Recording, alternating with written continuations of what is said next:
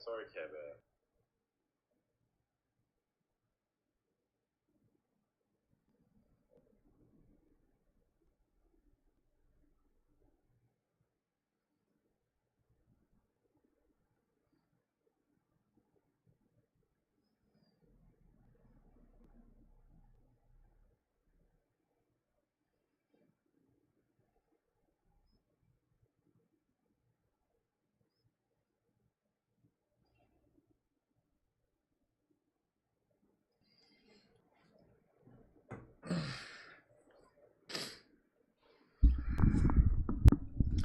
Okay.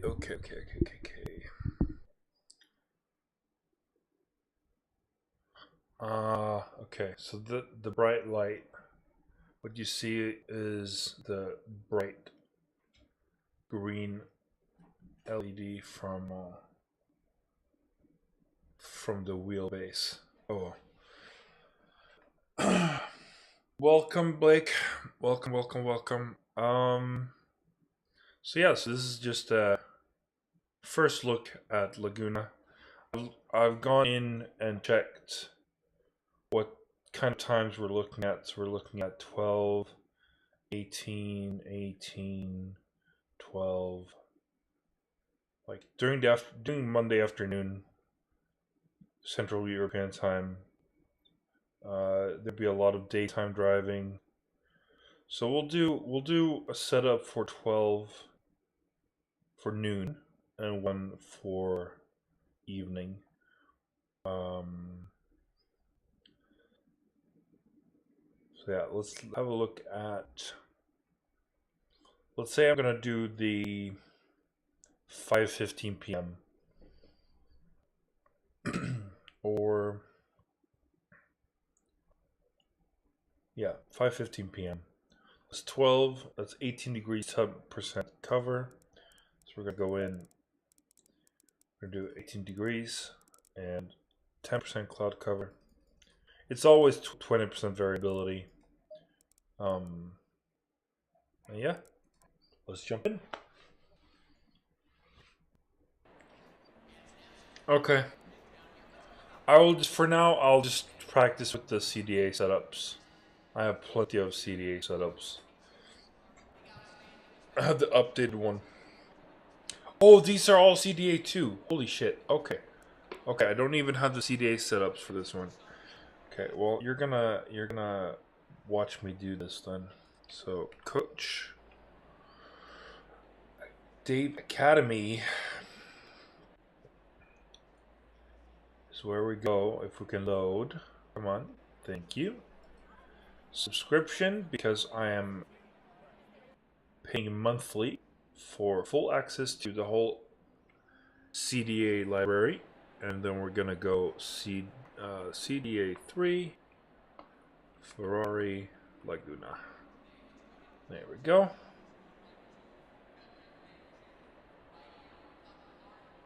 Stay subscribed to increase your download limit. Oh yeah, that's fine. So I'm basically unlimited now because I've been subscribed for like a couple months. I think I've been subscribed for like 3 months now, so this makes sense. 6 per day, 12 per day, 15 per day, and then unlimited. So that's fine. So basically, loyalty pays off. So that's good. You are about to download all. Yep. So we're just gonna copy this, and it might be outside. So I'll just copy files to clipboard, and let's go into documents. Set a course.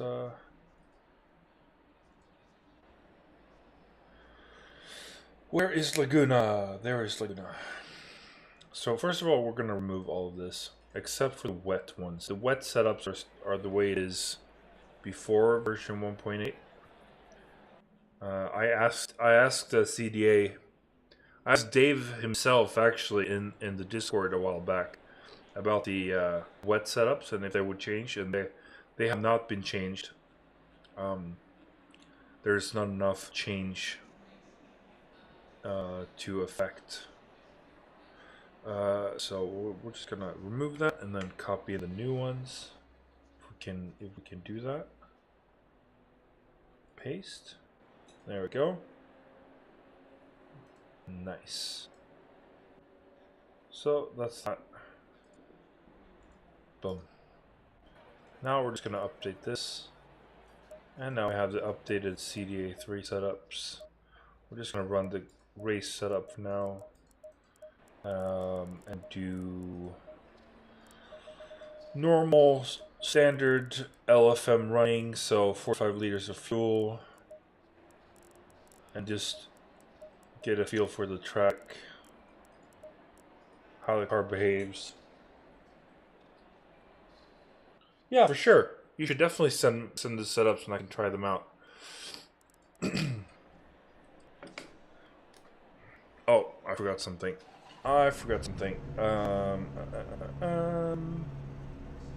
Yeah, so the track temp is 28, the air temp is 22 Celsius. So Armamentario is an amazing overlay that I prefer over the default in-game HUD. It just gives you a lot more information. I've tailored to my liking. It exit looks clear. Your tyres are cold, watch out. I'm not completely... Your brakes are cold, take it easy. I'm not completely new to this track, I'm just not familiar with the track and car combo so much. So we're just gonna do a Sunday drive around this.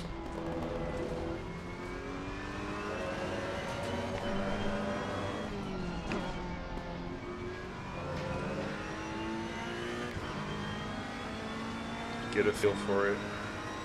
I think here is the second. Oh.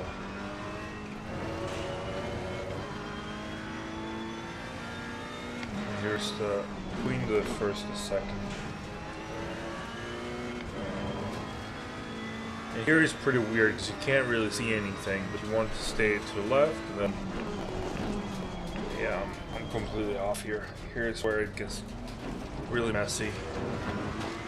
Gonna need to practice that part of the track.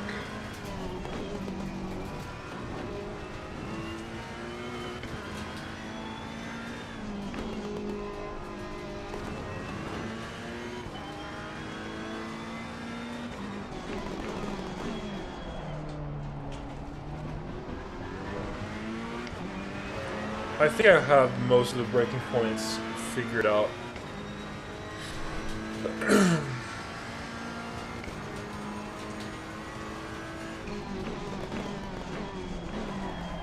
Or maybe not. The first sort of double apex thing is where I still have to figure it out, I guess.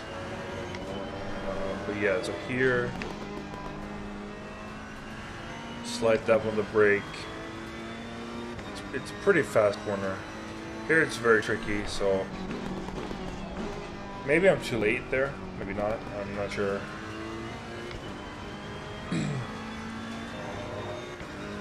Here's between 1 and 2 to get the perfect line and carry as much speed as possible uphill.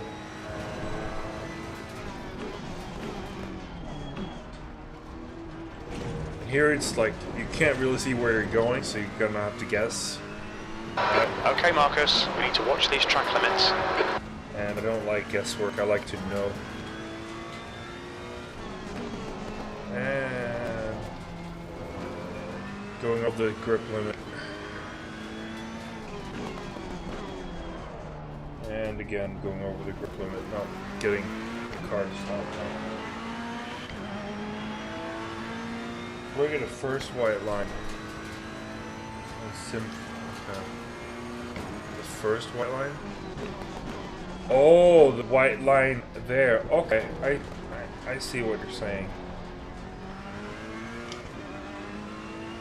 And then the second board, maybe I can stay in third there, I'm not sure, maybe not. And here it's just down by the brakes. Tyre temperatures are good. Brake temperatures look good. Going power pretty early. Power through the corner. And here it's, I think it's just before the second board. Take as much speed as possible through there. This whole sequence is really nerve-wracking. If you get it wrong, you can get it really wrong. And if you get it right, it's absolutely amazing.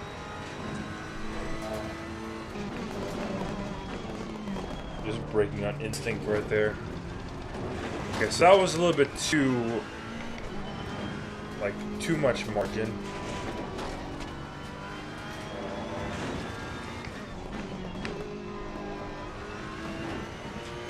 So the first attempt was way off, and the other attempt was, like, not daring enough.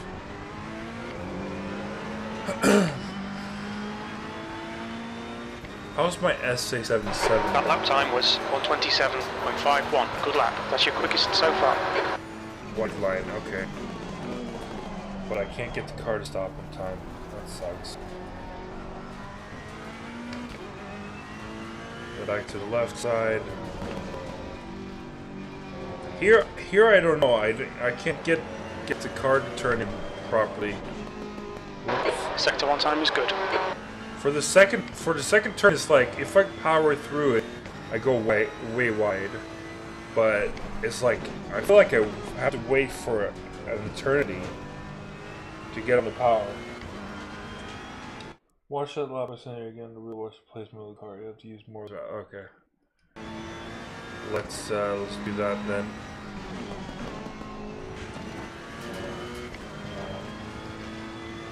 Let's do that. Since we're in single player mode, we can pause, which is nice. Let's do where is that?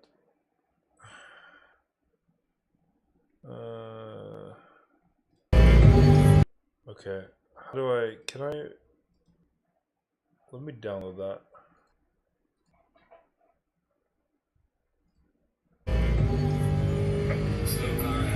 That sweeper's killing me today. You're gonna hear yourself. Sorry, buddy. Yeah, there he is. Oh, God, this car.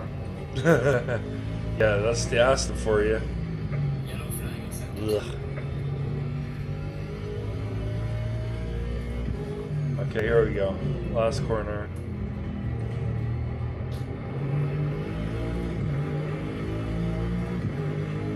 Well, that was a rough lap.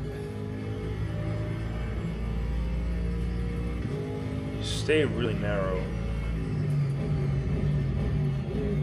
Oh, okay. So you apex and then the apex again. Beautiful. I mean, once it clicks, it clicks. Second gear on the power pretty early.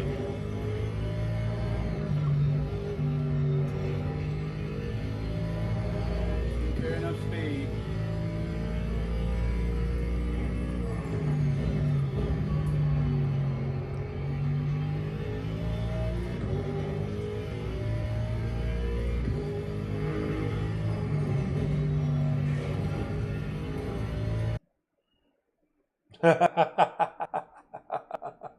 Fuck that guy. That sweeper's killing me every lap. So here you go over there and then over there and then... Oh, you cut kind of... Get turned in the way I want.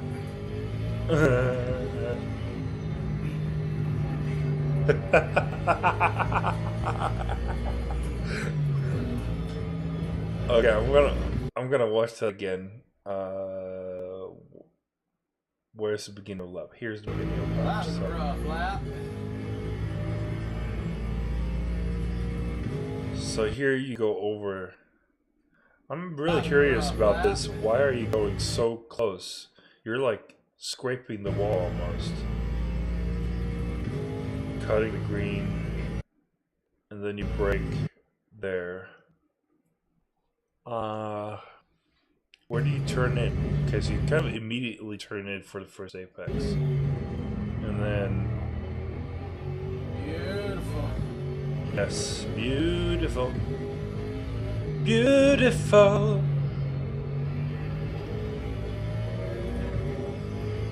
Which reminds me, I need some music. I need some music for this one. For the stream, we're gonna enjoy some music in the background. Spotify, my love.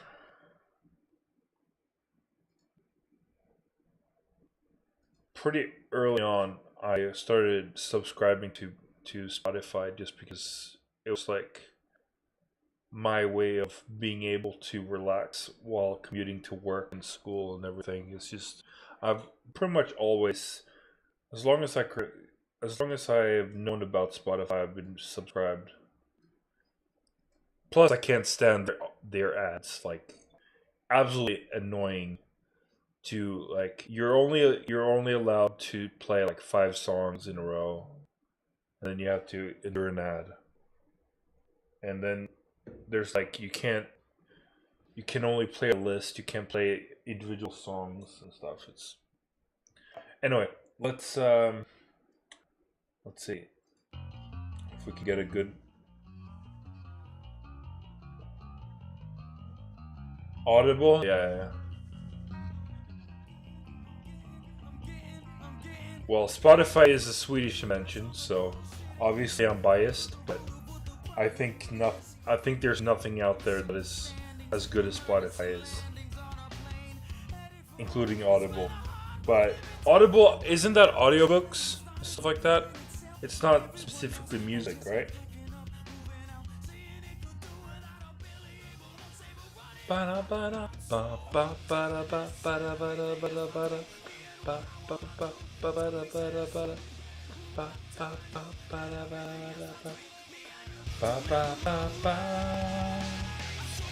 Absolutely love this song. Still alive and kicking. Yeah. I don't know. I don't really have any use for audiobooks personally, but I can see how Audible is really good. I've always had Spotify Premium. It makes sense to me.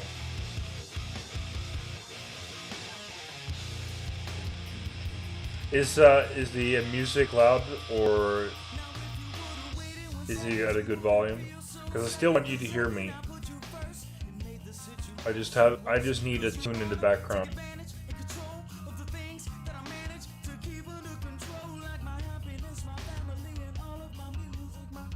I mean, you have a family, so you need some chill alone time. I don't have that same situation.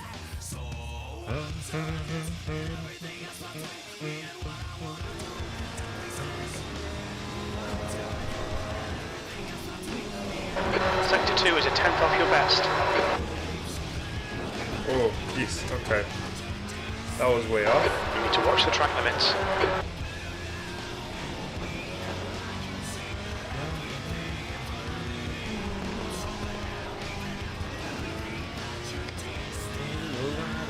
I feel like I'm braking way too late over there. I'm just gonna 1 second, and I'm gonna watch. Where is it?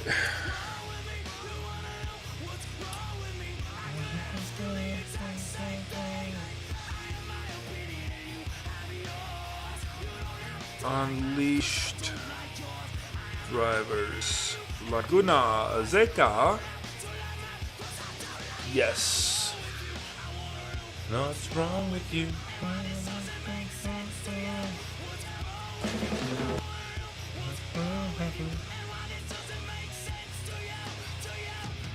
Exit, and this is the pit entry. Okay, we're gonna pause the music for a second here and watch this lovely track guide. I absolutely adore Yorkie's track guides. Very in depth, very detailed. Absolutely love it. Doesn't exactly make me quicker, but I just enjoy watching the track guides more when it's a lot of details. So let's go back. There we go. Hello there, my name is Yorkie and welcome to the channel for episode 12 of the in-depth track guide series for Assetto Corsa Competizione.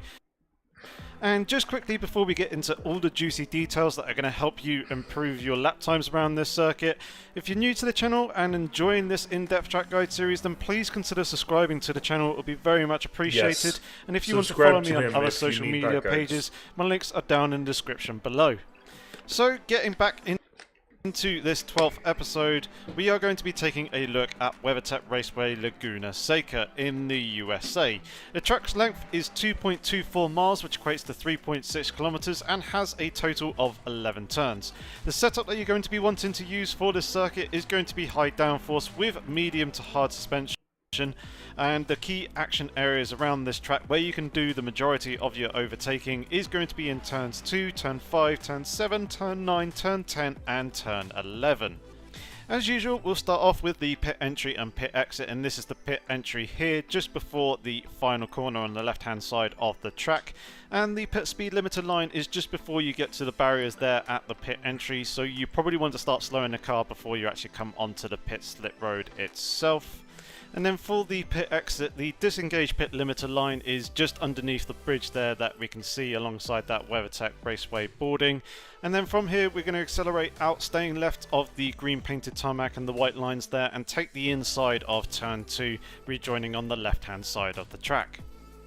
Moving on to the actual circuit itself now, this episode is going to start a little bit different to the previous ones, where we're going to start with a corner rather than a braking zone. Turn 1 is at the crest of the hill, where you're going to be completely flat out and placing the car over towards the left hand side of the circuit, but we then want to bring it over to the right hand side ready for the braking zone for turn 2. This is going to be it here between the 4 and 3 boards, just as the unpainted tarmac on the right hand side of the track starts to begin. It's a heavy braking zone and we're going to be shifting down into first gear, aiming to hook up to apexes. The first is going to be here, and then the second one that is later on in the corner is going to be at this point here, and this is where you start accelerating out of the turn as well.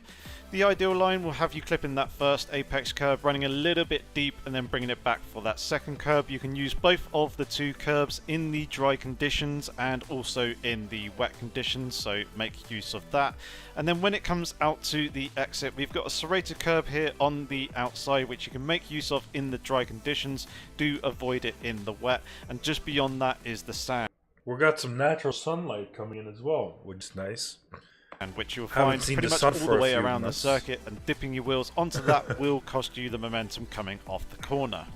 Next up we have the braking zone for turn 3. We want the car over to the left hand side of the circuit, making use of that rumble strip that is there on the left hand side of the track, and we're going to be braking between the 2 and 1 board, roughly where the gravel starts, as you can see there.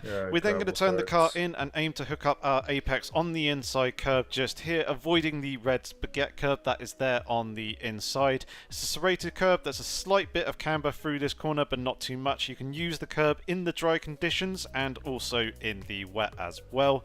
And then we come out to the exit, where obviously we want to track out nice and wide, make full use of the track width that's available out here, using the exit curb as well in those dry conditions. Do avoid it in the wet as it is traction zone, and also of course avoid dipping your wheels over the curb into the sand. Next up is turn 4, and this is going to be our braking point for this corner just before we get to the 1 board that's there on the left hand side of the track.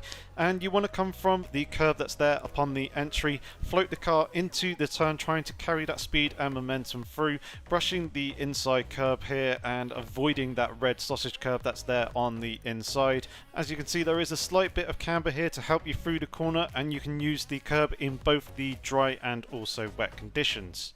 Powering out through the exit, we want to maximize the track width on the outside here, so we're going to make use of that rumble strip in the dry conditions. Do avoid it in the wet.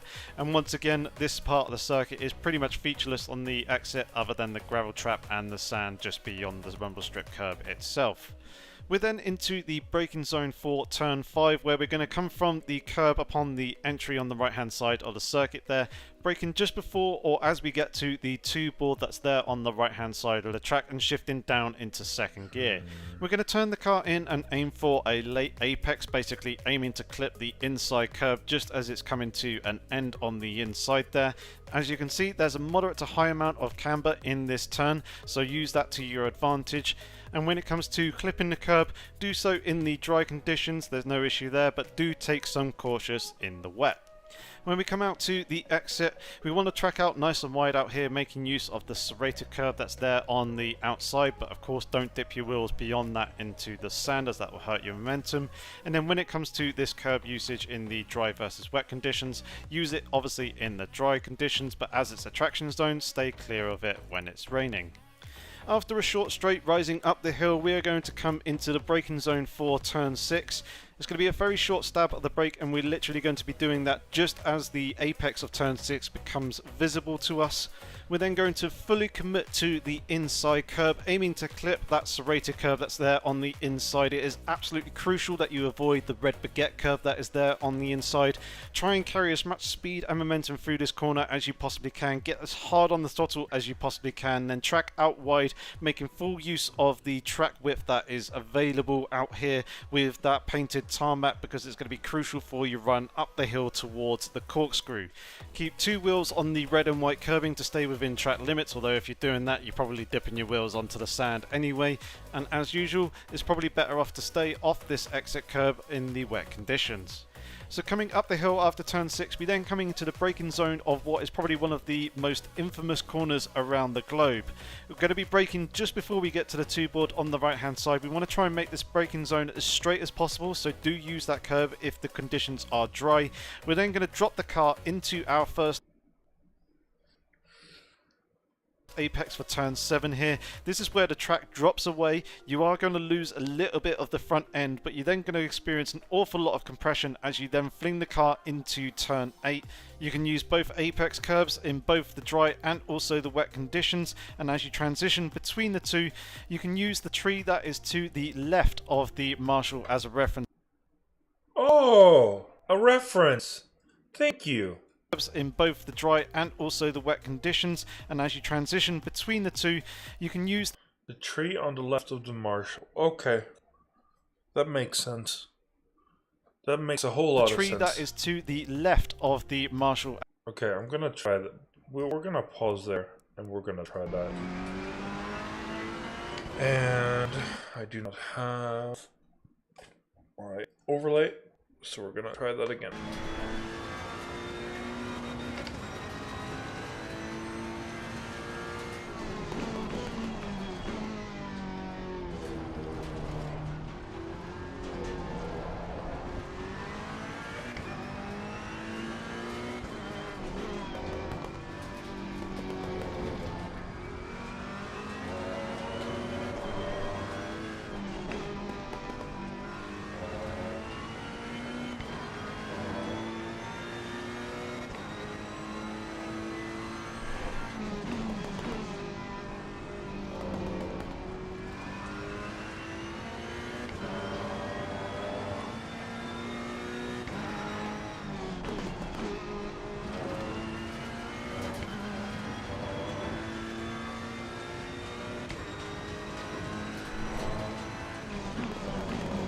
Sector 2 is a tenth off your best. Oh wait, where's the fucking tree that I'm supposed to aim at? Watch the track limits. Please mark us. Oh, I couldn't see no tree. When I saw a tree, it was already too late. Oh. Well, this is why I'm starting now and not on Monday, practicing this track. Hopefully I can practice today and tomorrow and be ready for racing on Monday.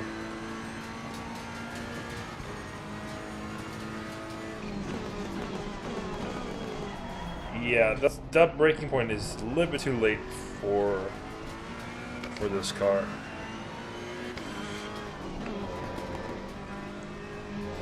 But, oh, yeah, okay. Understeer galore. They'll delete this lap. Track limits.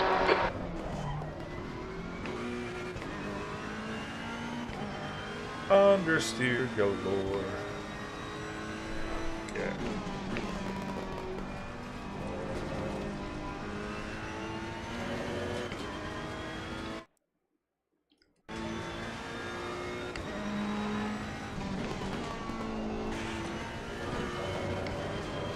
Okay, let's see again. Where the heck is that tree that he's talking about?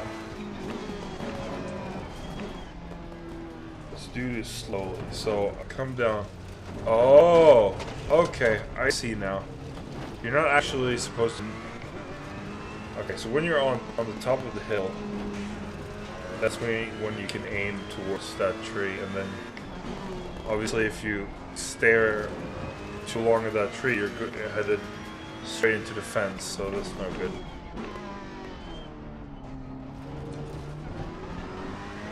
But yeah, I can see that. I saw the tree now.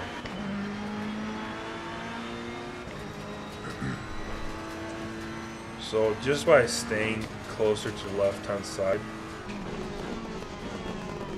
I feel like I gained quite a bit of time there.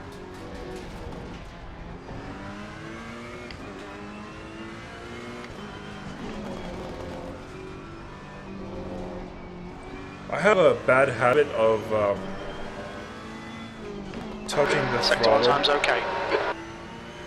And touching the throttle during cornering means that I'm understeering it. Big deal. I don't know how to get rid of that bad habit.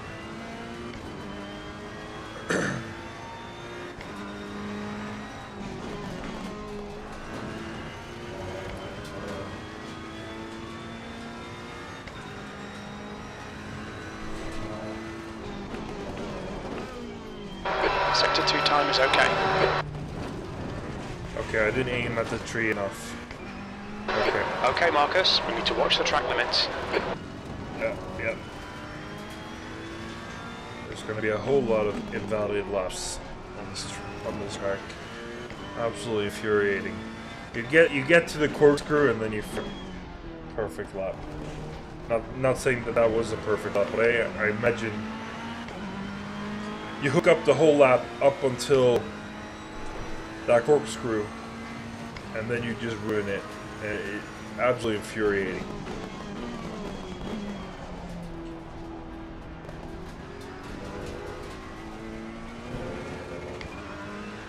That was weird.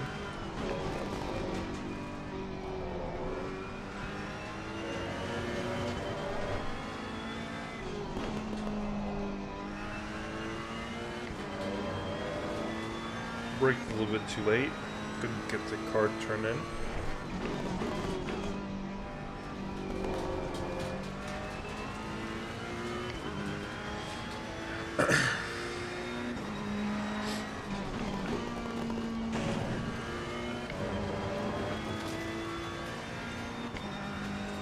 Somehow gained a bit of time there. Sector 2 time is good.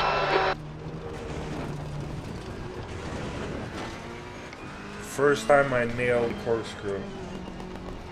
Nice. But I'm still losing time.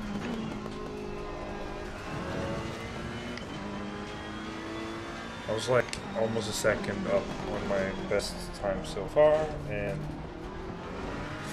I fudged that up.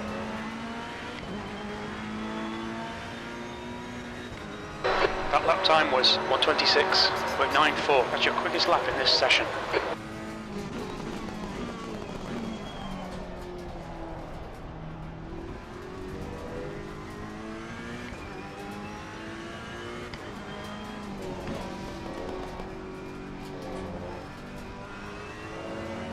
That was better, I think. Sector 1 is quick. Get in the grace with me.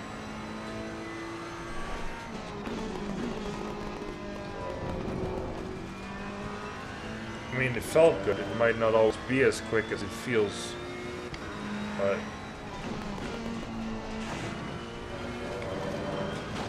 generally, if something feels good, it's usually quicker or more consistent at the very least. Aim for the tree and fuck's sake. This lap won't count, you've cut the track. Oh. I know I cut the track. I didn't aim at the tree enough. Turned in too early. So I just have to practice. Turn 4 and turn after core more hard. I think the corkscrew itself is what's screwing me. The other two turns are pretty easy.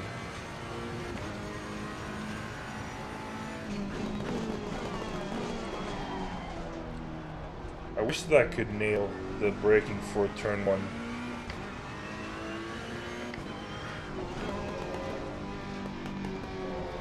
Oh, it feels like I have to wait a half century for that one. Sector 1 is a 10th off your best.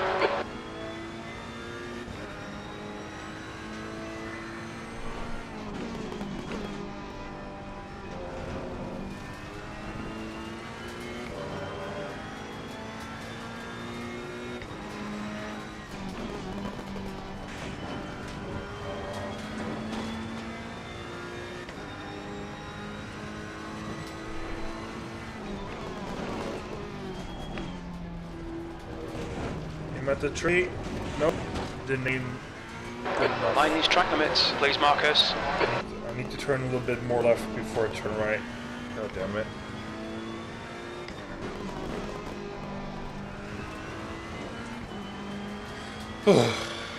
Frustrating.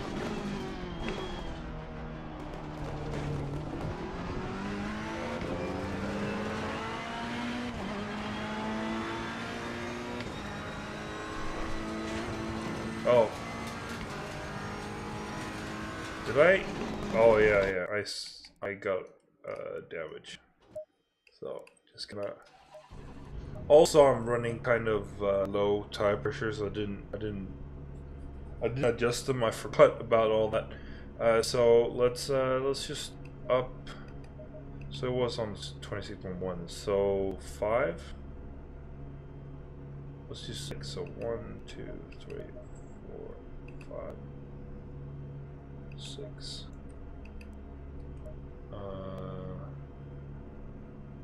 1, 2. So 1. There's 27, and then 0.1, 0.2, 0.3, 0.4, 0.5, 6, 0.7. Then we have 27, and then 0.1, 0.2, 0.3, 0.4, 5, 0.6, 0.7. And then we have 1, 2, 3. There's 27, and then another 5 under that. It's 7. Let's do 26.9. Let's try this. See how it goes.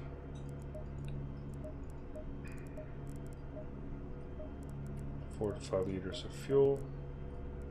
Let's save this for now. I mean, you never know when my PC decides to restart, so might as well save it. So CDA3, race, air temperature 21, track temperature 28. Oh.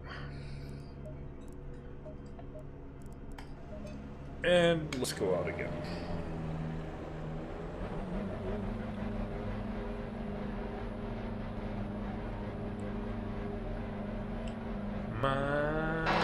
Exit is clear. Don't cross the line. You've got cold tyres. We need to get some heat into them. Your brakes are cold. Be careful.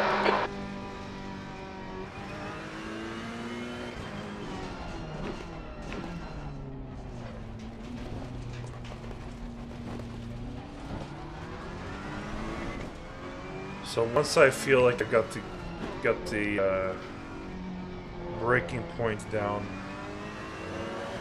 a little bit, might do a few practice races, just 10 minutes versus the AI, just to get a feel for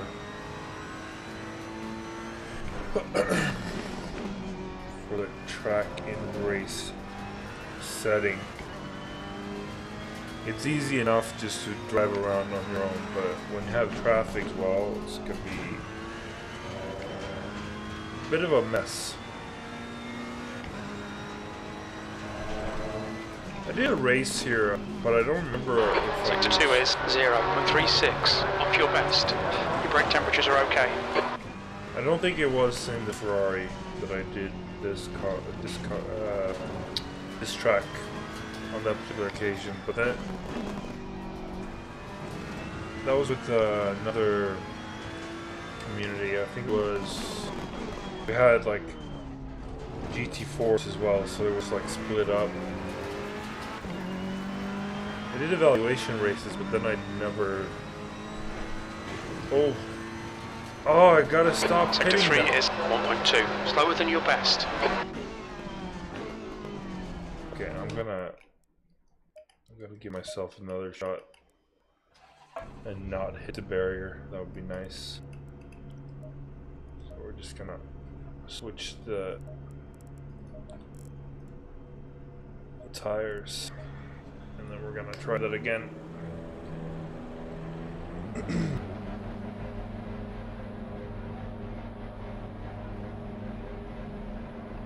Oh yeah, I saw something. Let's see where it is.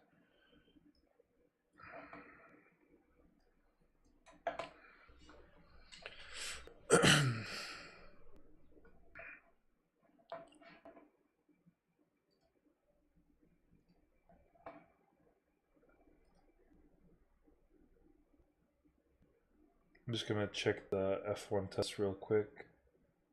Leclerc at the top, Verstappen, Perez, Vettel, Guanyu, Russell, Gasly, Sainz, Tsunoda, Albon, Alonso, Mick, Schumacher, Norris, Latifi, Stroll, Hamilton, Bottas, Magnussen, Ricciardo obviously have not been doing any track time at all because he's sick. And Ocon's still no time as well, so.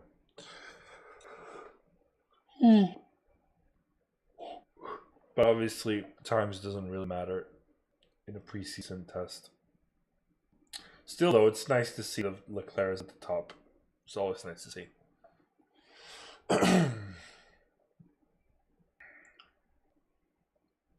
It's only 1.5 hours left of the preseason test. And then the next time they take the track... The exit's clear. Stay behind the white line. Your brakes are cold. Be careful.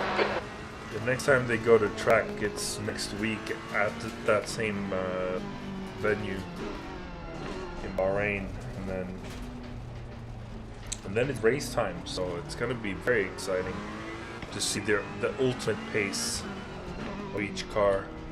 And also, like, it might be that some cars are very good in qualifying and then they can't keep up in race conditions, and vice versa as well. So that would be also very interesting.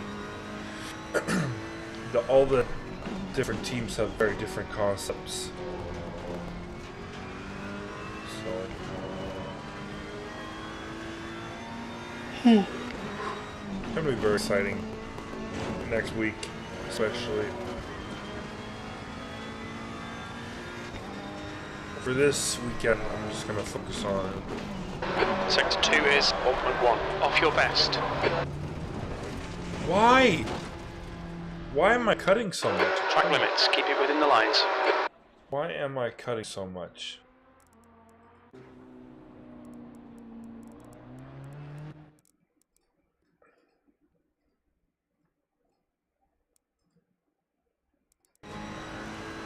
I feel like I should be cutting so much. Let's see.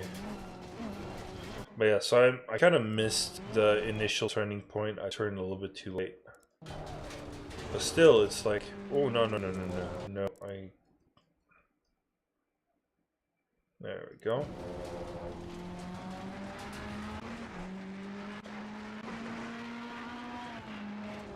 Yeah, so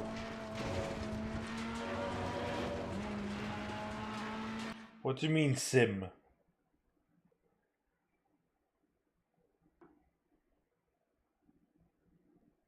I don't know what sim means.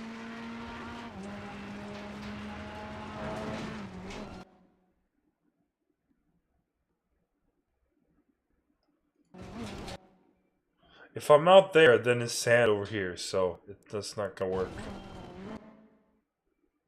But I did miss the turning point, but it shouldn't. Oh, I have to wait a little bit longer, I guess. Go back 5 seconds.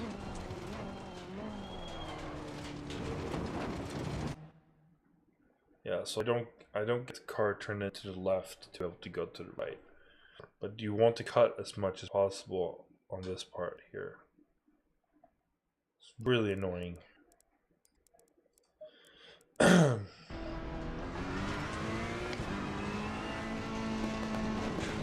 Please explain what sim is, because I do not... Oh, aim. Okay. Aim at the curb on the outside into the corkscrew. On the outside of the entry? The car should be on the outside curb before turning. Okay, okay. Fine.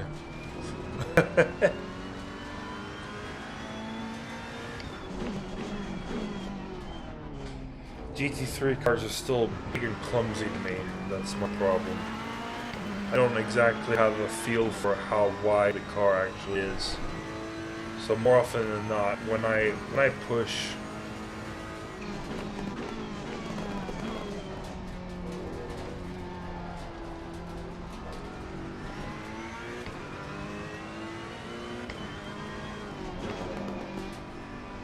that's a better line. That felt good. Then here, Sector 1 time is good. slight dip on the brake, and then throttle through it, and then here, same deal.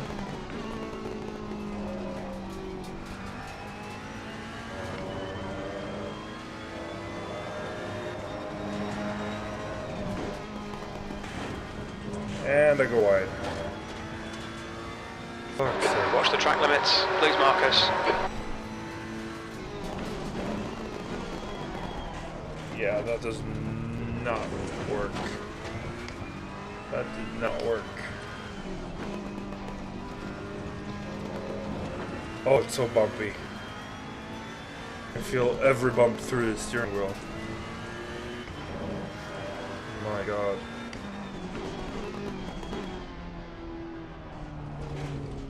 And at the end of it all, I don't improve whatsoever. It felt good, and then it was like, nope. Not gonna happen, bro.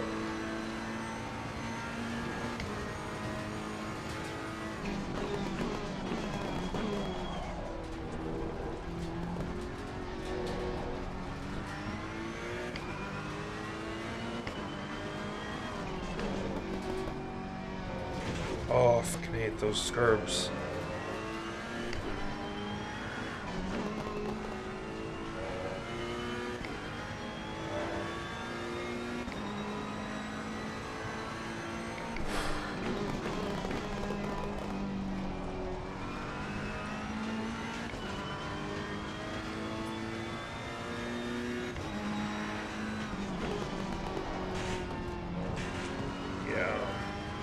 Missed the downshift.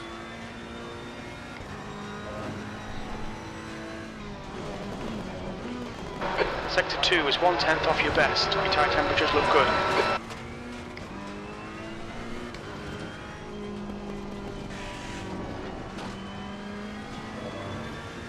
Okay, that actually felt good.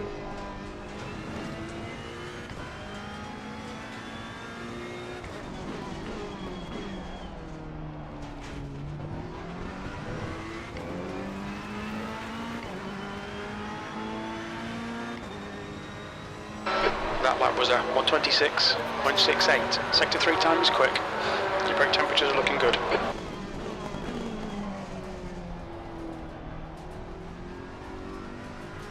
Yeah, I can't trail brake with these pedals.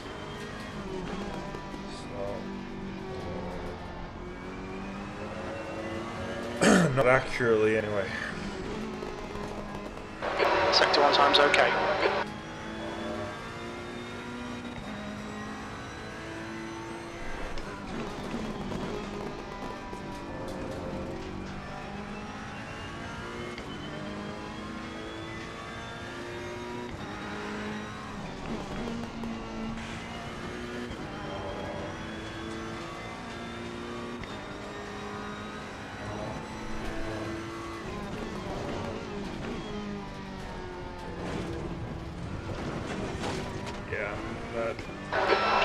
This lap will be That is deleted. so frustrating.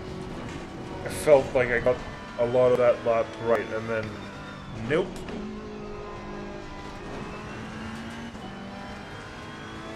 Oh, this is not one of my favorite tracks.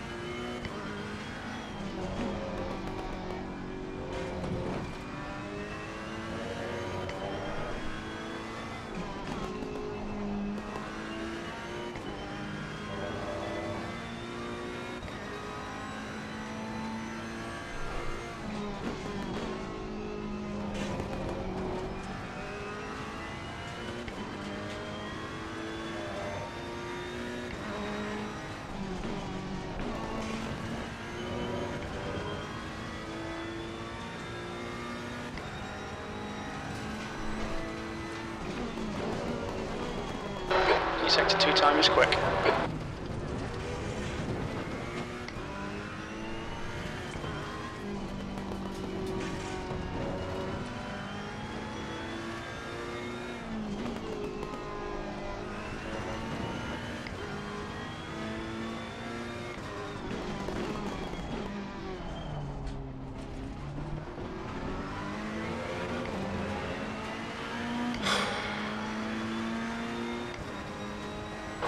Just done a 126.12. That's your quickest lap.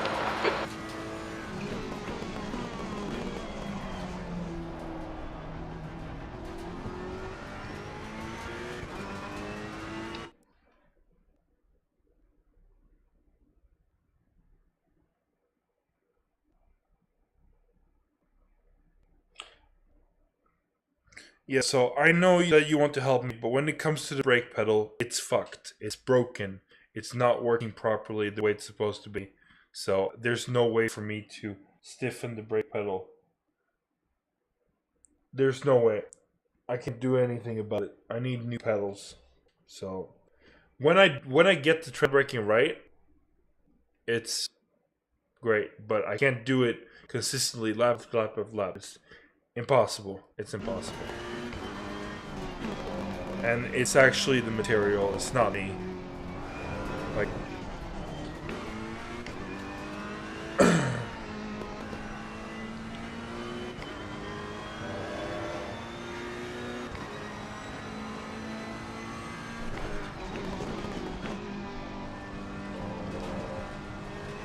hopefully soon I will get that email from Fanatec to confirm my payment, so I can get new pedals, because these are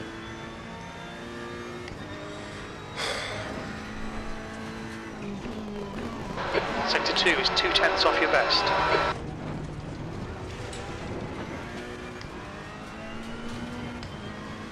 one thing that worries me about the Invictus though is that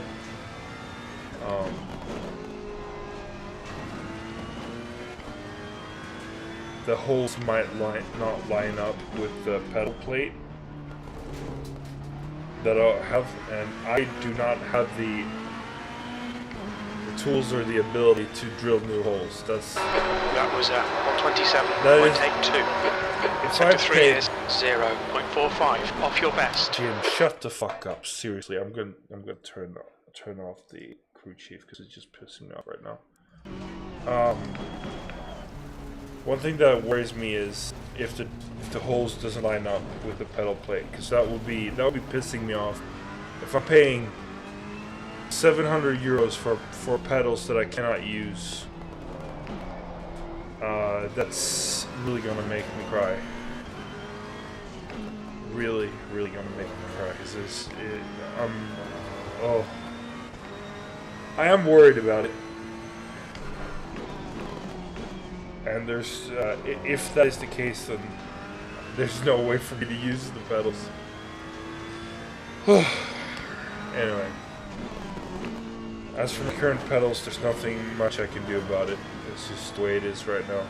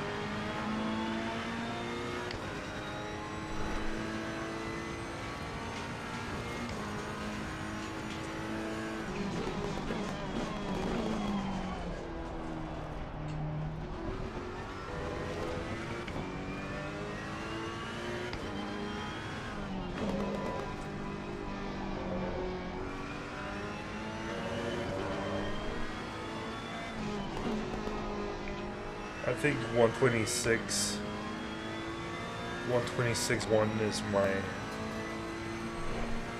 Probably don't have much more in me right now with these pedals.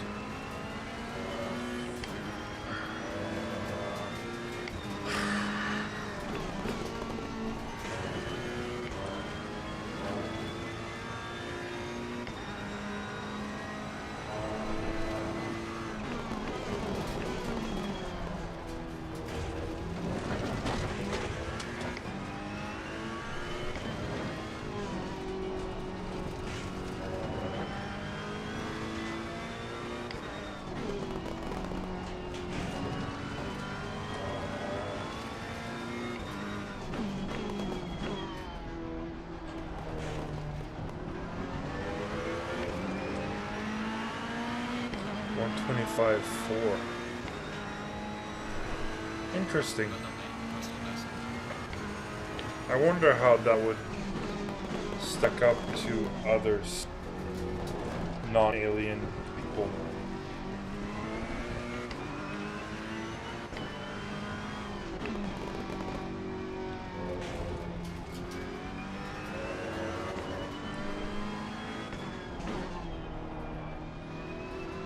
Oh, I need a break. I need a break. Oh.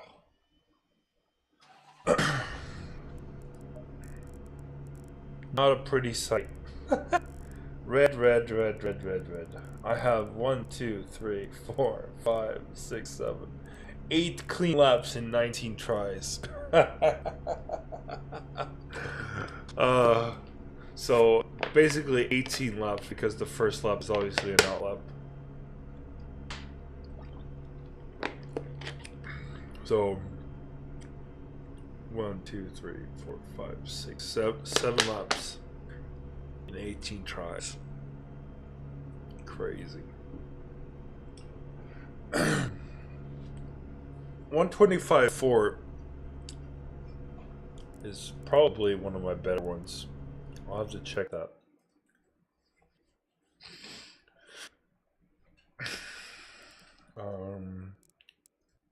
Is there a way to see your stats or something? Let's see.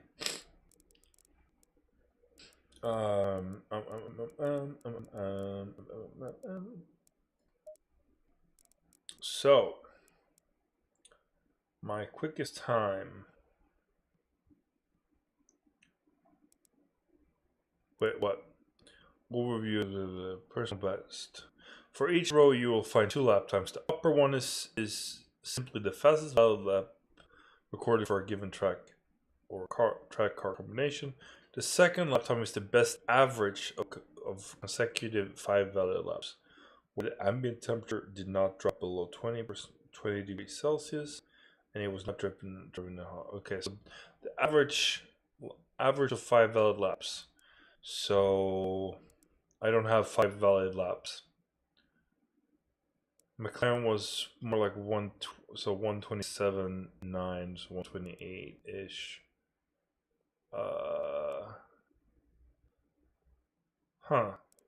Interesting. So if I can average 125.5 over 5 consecutive laps, that would be nice. I don't think that's possible, but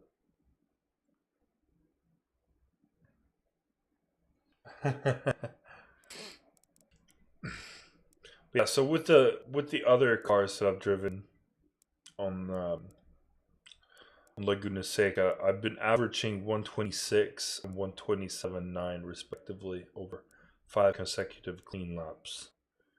So yeah, 125.495 is the quickest I've done. Not over a lap, actually. It's 124.7, but I think 124.7 was a race. I might have had lots of low. I would have had probably lower fuel. But yeah, 6 valid laps, 13 invalid laps.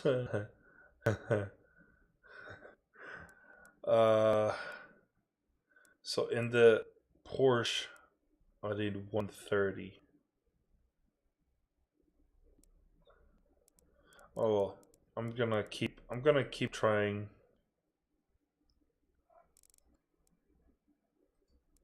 Single player, multiplayer, all okay. So in single player,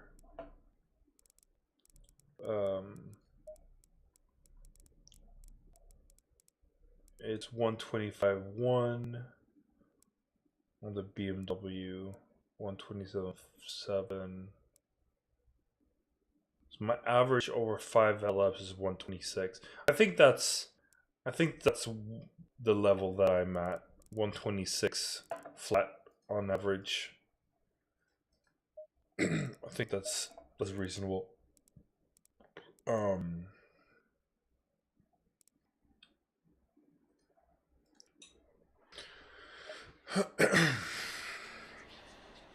So we're gonna try this again. Load this up. I'm just gonna check.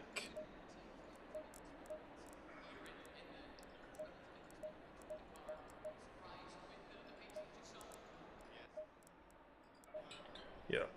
All right. Let's get going. So I'm just gonna try to do 5 consecutive valid laps.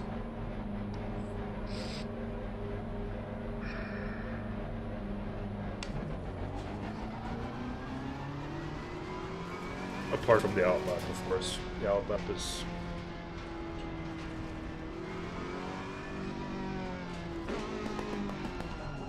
not gonna count anyway.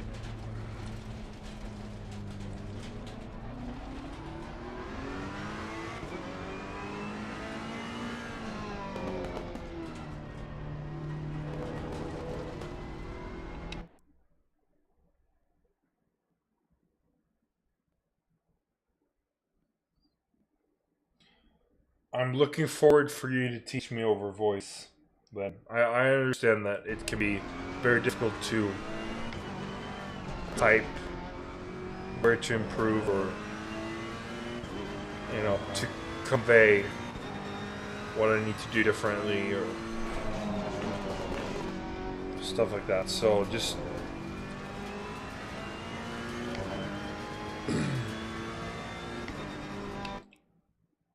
on break watching. Oh, okay, yeah, cool. So this is my outlap, so this does not count.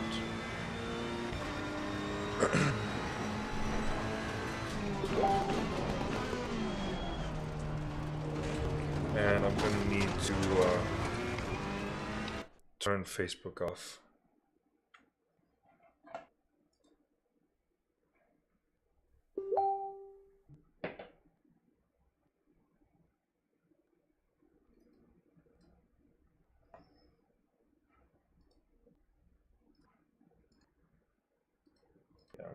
I quit out of Facebook. Not have to deal with that. Okay, let's go. Let's go.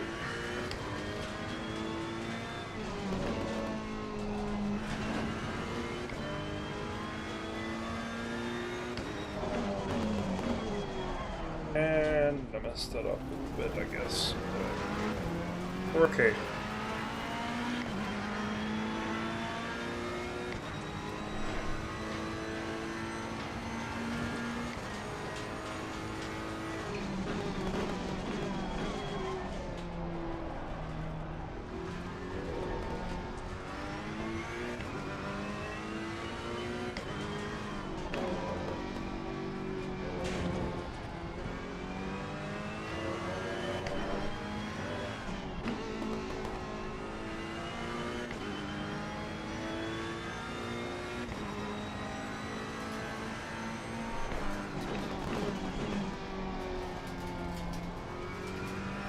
guess not close enough to that curb, I guess. Not carrying enough speed.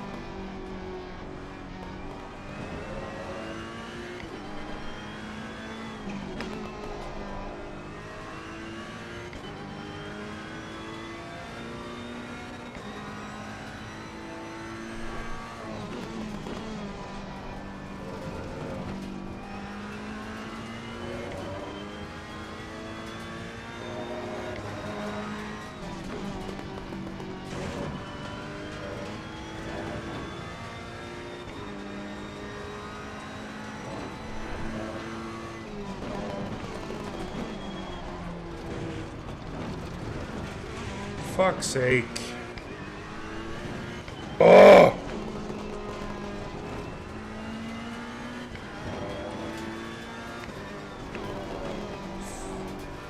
Sadistic motherfucker who designed this track, honestly.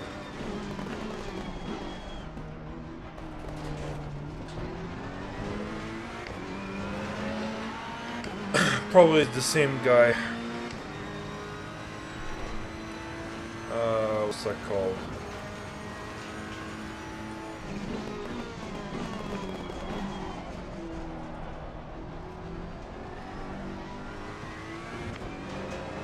I don't remember now. Slipped my mind. Wrong gear.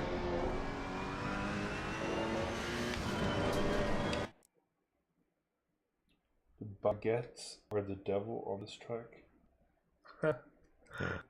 I don't know what that means, but okay. Oh, the baguettes, yeah, the sausage curbs. That's what they're actually called, I believe. Yeah, they are giving me hell.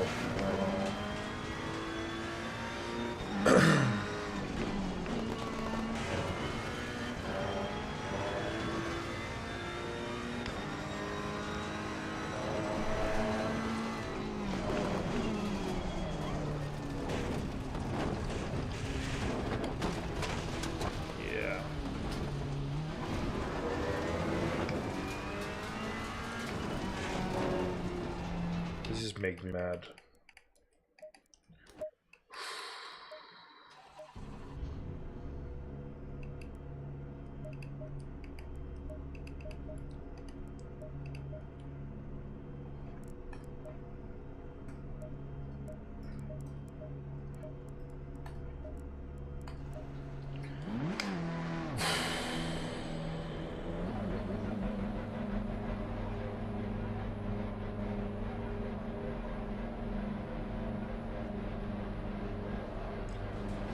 Definitely.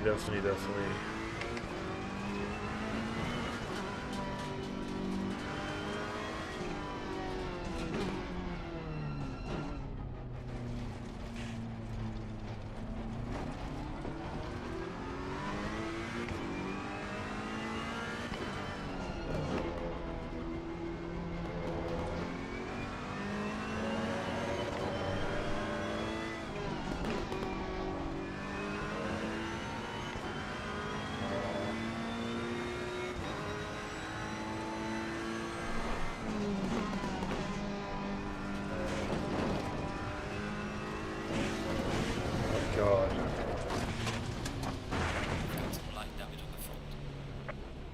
Oh, everything's falling apart now.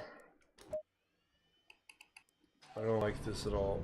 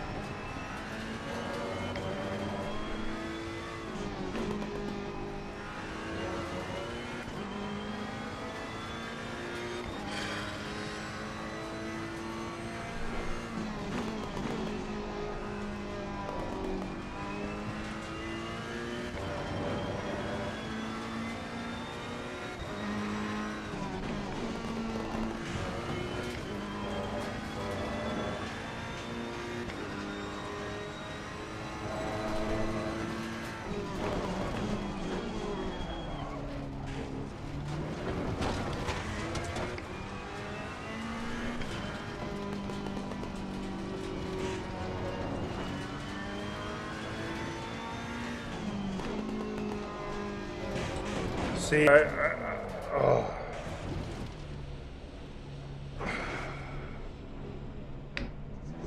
I have no sense for how wide the car is. I fucking hate sitting on one side.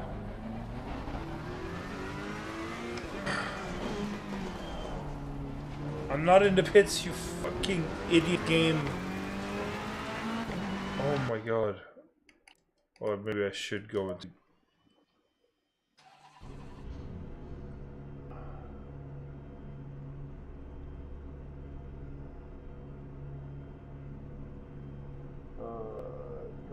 Just back off a bit of one conservative lap. She's practicing the marks. Yeah.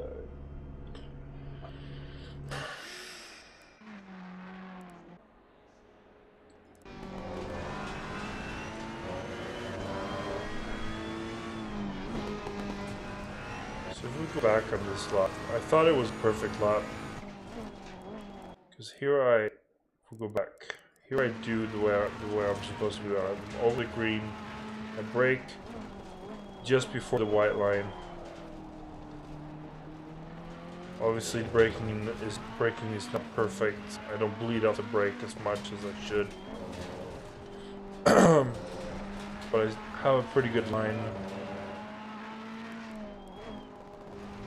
Brake a little bit too much maybe.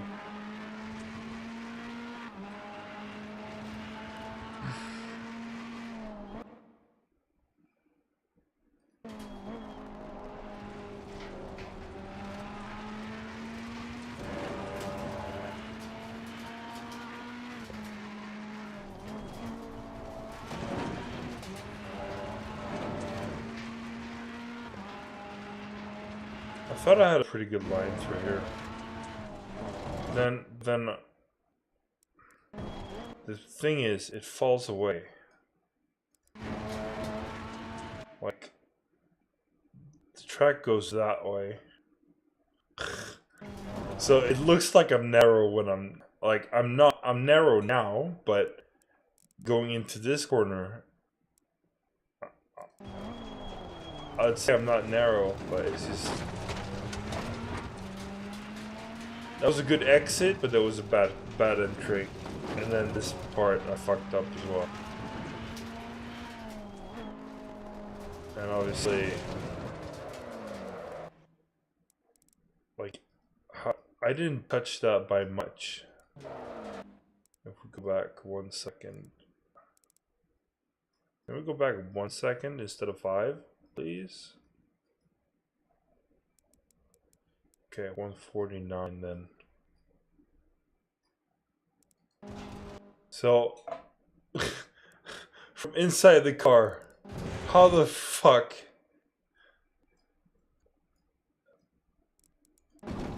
Like, this is insane. Insanely small margin to hit this sausage curb. Fucking hate it.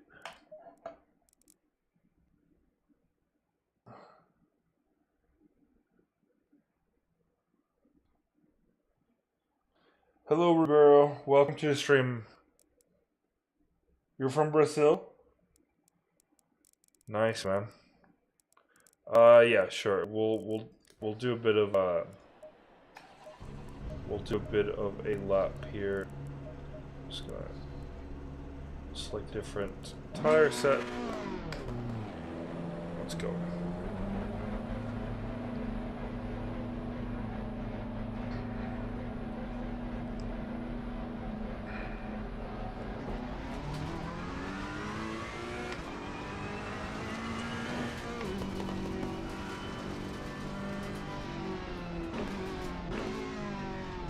Also, this pit exit is fucking bad, to be honest. Like, it makes sense that it's after turn 2, but at the same time, it's...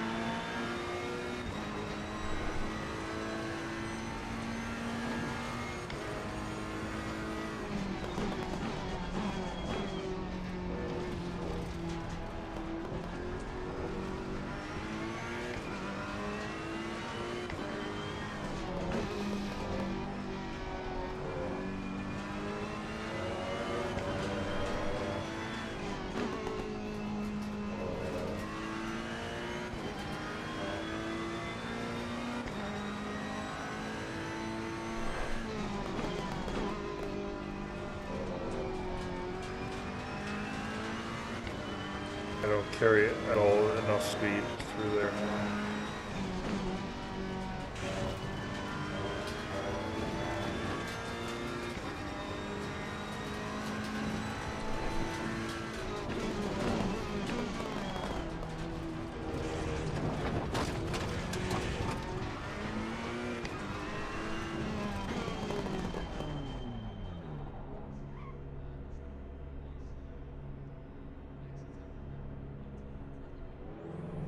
my wheel rotation match the car.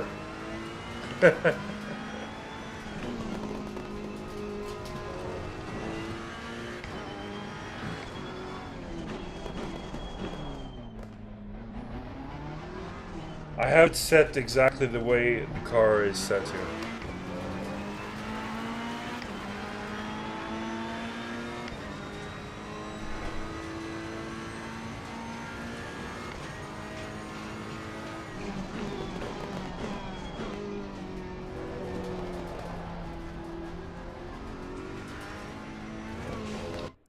What do you mean?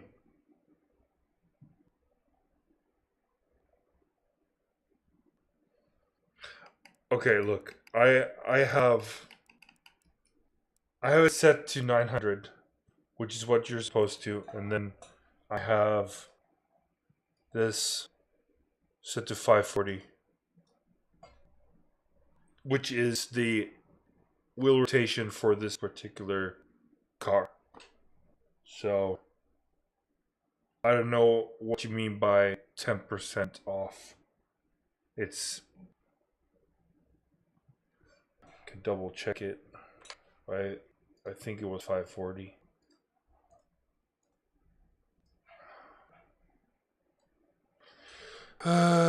Coach Dave Academy, Ferrari 488 GT3 Evo wheel rotation. Correct steering box and ratios in ACC. If it will load. So we have the Ferrari.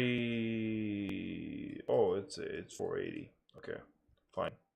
I'll go with 480. 480. It's now 480. It's not gonna matter much in the sim, but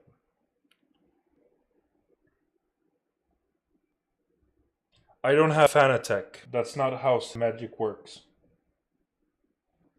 The way the best way to go about it with Simagic is you set the wheel angle to 900 and the in-game to 900, and then you set the limit angle where the soft stop is to whatever car you're using. That's how you do it with Simagic wheels. I don't have Fanatec. Fanatec is different.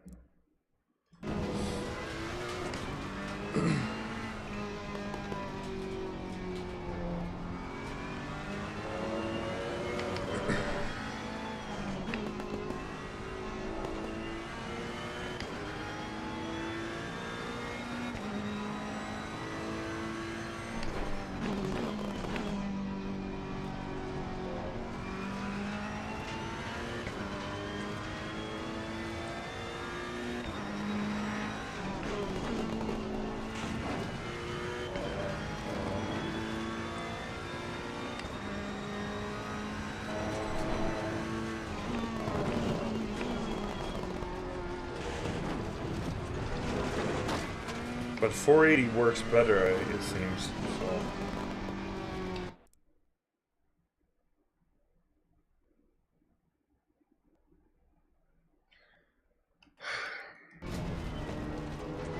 I swear, that is for Fanatec wheels. That makes sense for Fanatec wheels, yes. For Simagic wheels, that's not how it works.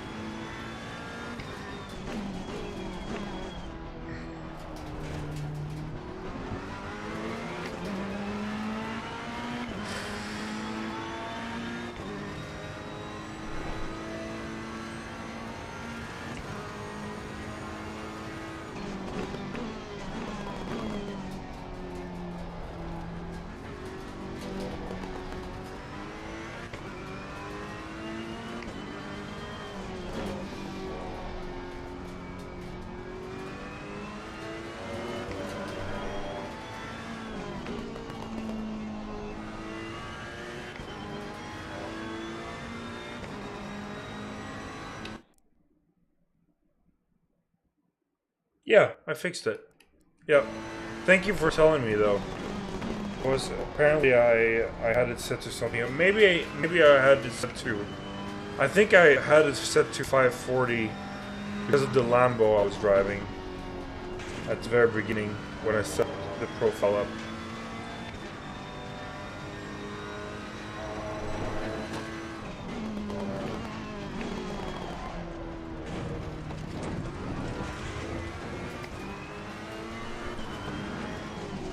It does seem to help to have the right steering angle.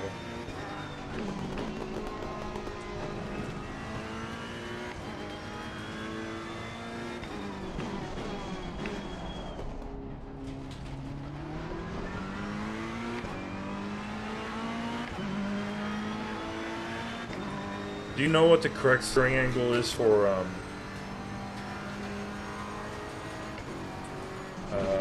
the BMW?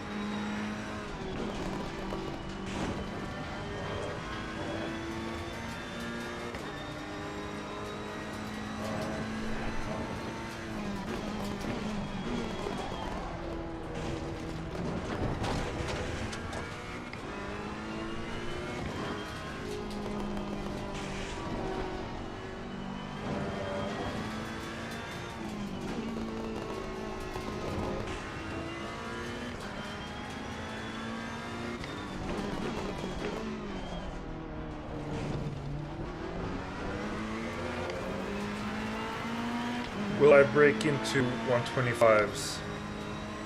Yes. Just about, still.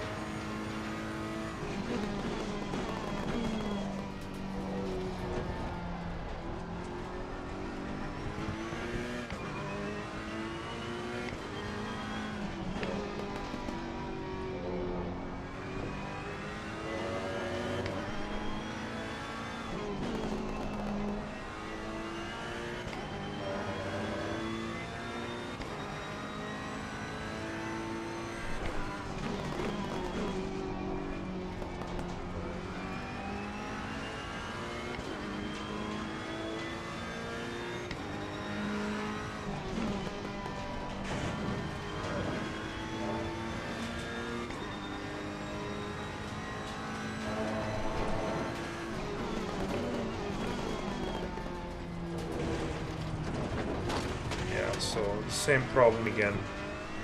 Can't get the car to turn in quite enough.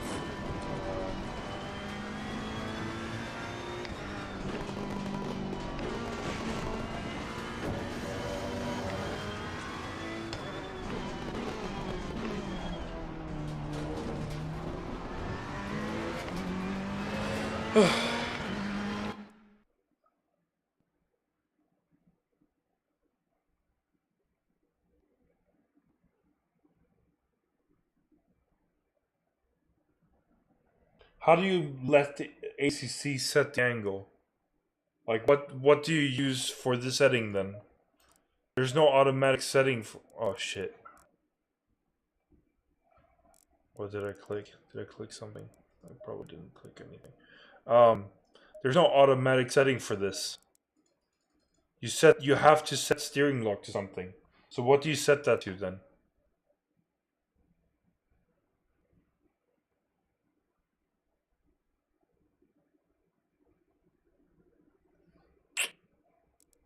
Yeah.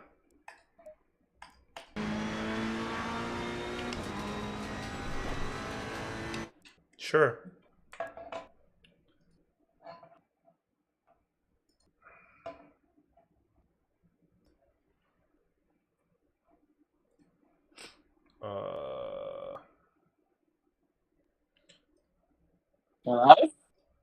Oh, great.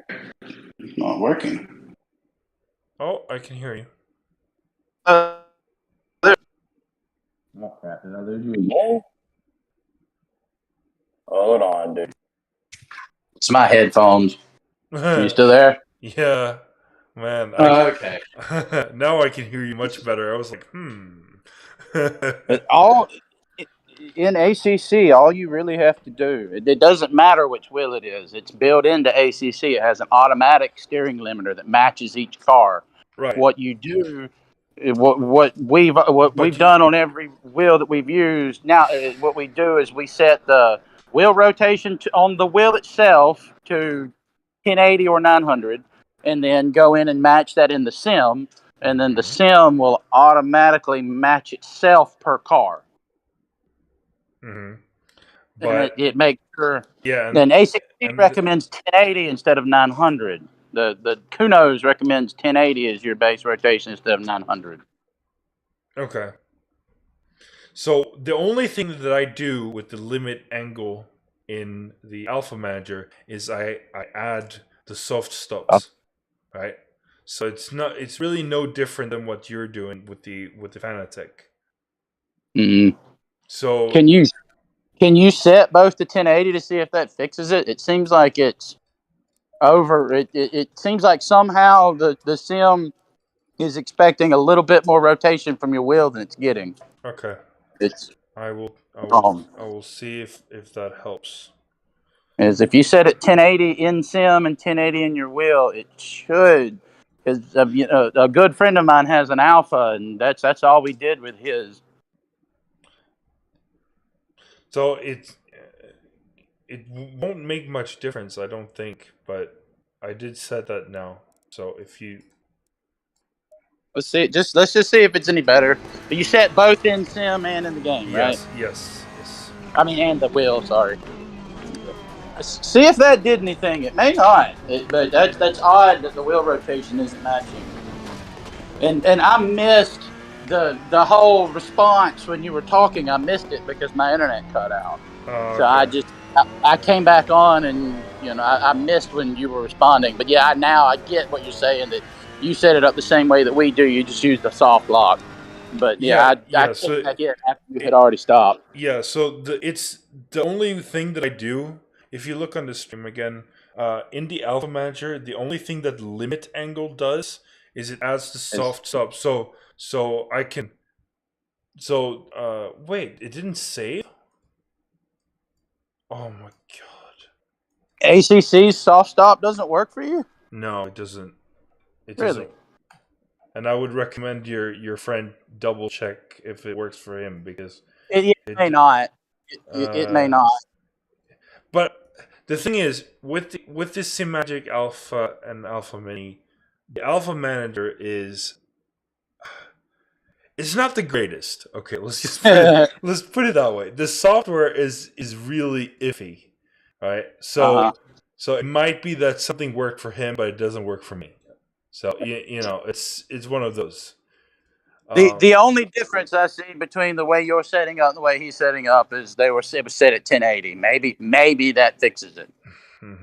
Because I know when I got my DD, or when I might not even when I got my DD1, but I looked through a Kuno's wheel setup guide, and Kuno's themselves had recommended 1080 for most wheelbases as your base rotation. Okay. Yeah, so I've probably picked up 900 from somewhere as well, but not from Kunos, I don't think. But yeah, just see if that helps. It may not. I noticed that because I've been working and I haven't been able to really look at the screen. I've just been catching little glimpses. Mm-hmm. And when I sat down, as soon as I sat down, I was like, yeah, his wheel doesn't match.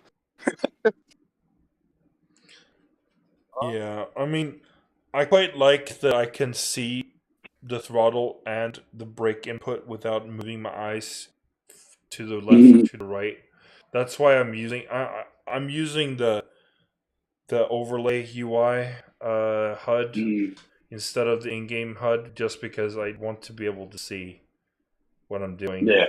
And that Ferrari is not a car that you want the wheel turning more than you're actually inputting. The Ferrari is not what? It's not a car that you want the car to turn what you're the inputting. If that wheel's turning more than you're turning it, that'll make that Ferrari a handful. Yeah. You know, that Ferrari is more about kind of subtle input. Yeah, I feel like it understeers too much, so I have to do more wheel angle to get. I think that, but the thing is, if it's turning in more than you're trying to turn in, you'll create the understeer. It's the other way around. It's not rotating enough. Like I am using more I have to use more angle to make it do what I want to do. So I don't really want to have it at 1080, because the more rotation you have, the more you have to rotate to, like, the sensitivity is lower. So yeah. Well, have a look and see. Give it a spin. Yeah. And see what you think. Yeah. All right. I think it may actually improve your situation a little bit more than you think if it's correct, but it may not. The 480 didn't save either. Shit. It's a bit weird, this one, where it doesn't really save. Like the changes. I think the BMW is a slower route, I think. I'm gonna check. But yeah, that's. So here the BMW is only the M6. It's not the M4. Yeah. A lot of those guides will be too old. M4 GT3 steering lock.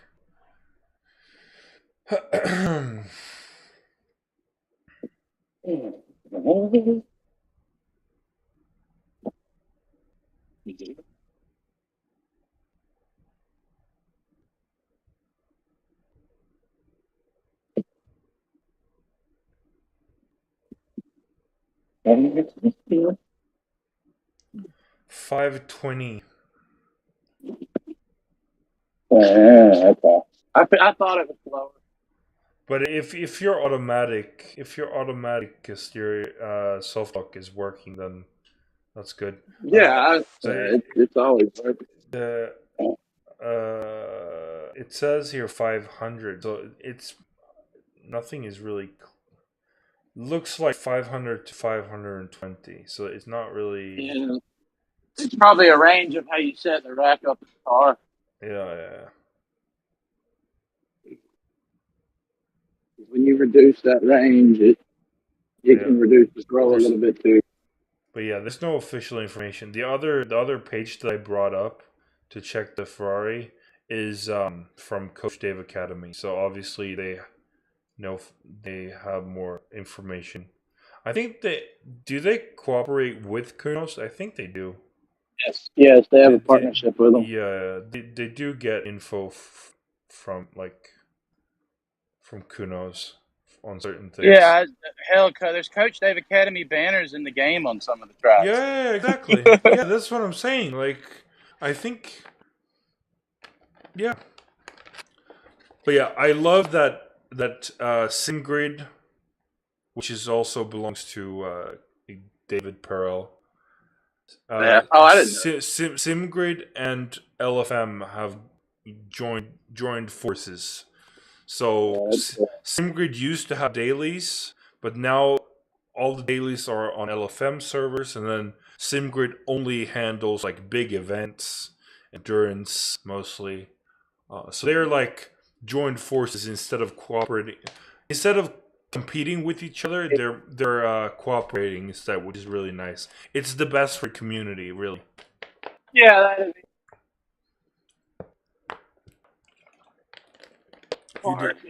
You disappeared there for a bit. So I'm gonna continue driving a little bit. You can watch the stream again and see if the wheel is in the correct angle. Let's see if it did anything. I kind of have a feeling it didn't, but I kind of got a feeling it's something to do with internal calibration on the wheelbase or something, because it should still set correctly. As long as your wheel and the game are set the same, it should be right. So that's what doesn't make sense about it. I don't know. It could be that the webcam's angle tricks your eyes. Could be. No, you can actually, if you watch your overlay, you can see the difference in the wheel in the game and the wheel in the thing, rather than actually watching your physical wheel. Oh, when you get back in, you mean the overlay? Yeah, the overlay, the wheel overlay. That's your actual physical input, not the game input. And you can see the difference when you look at it. Yeah, okay. Yeah, I don't know. It's yeah. Have a look and see if it's better. Okay. All right.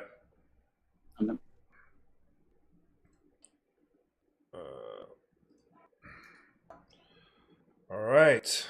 Yeah. Let's just continue on this lap.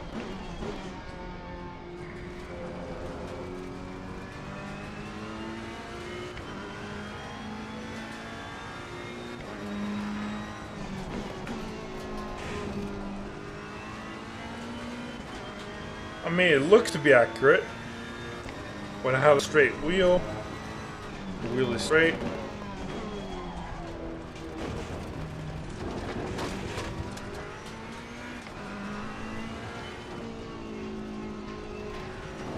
I don't know. Can't really look at the overlay and drive at the same time.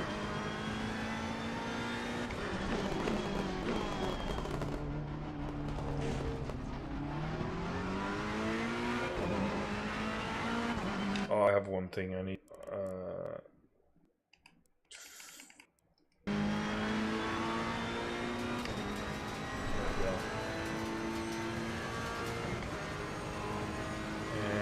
Brake. Lead off the brake too late, I guess. Or not enough. And I'm so scared to hit that sausage curb on the inside there.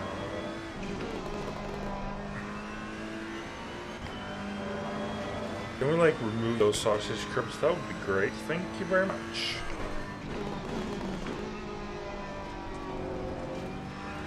I see why you want to like apex very late on that corner.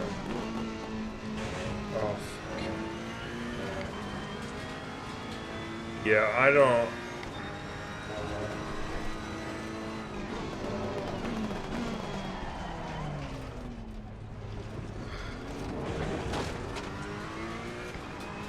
It feels much better. That's for sure. The 480 instead of 540. Basically what it does to me is it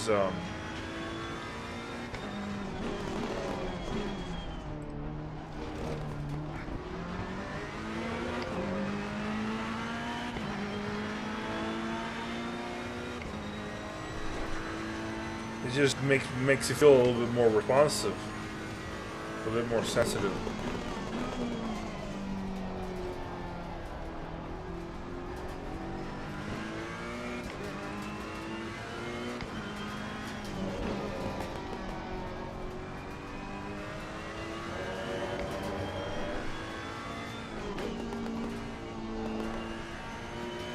There could be other settings, because I have like a million different settings that I don't really know what to do with in the Alpha Manager itself to control different things of the force feedback.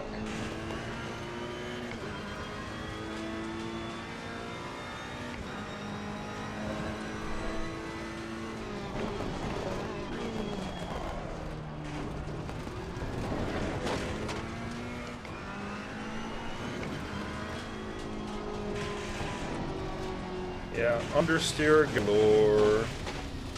I fucking hate this track.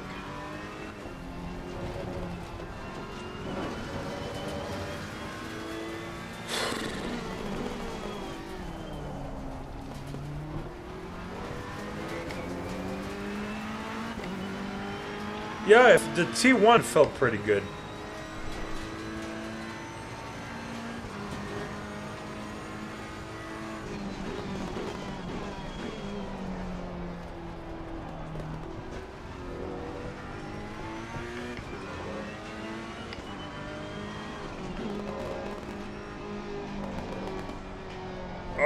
And then I understeer again. It's always so lovely to understeer every freaking turn.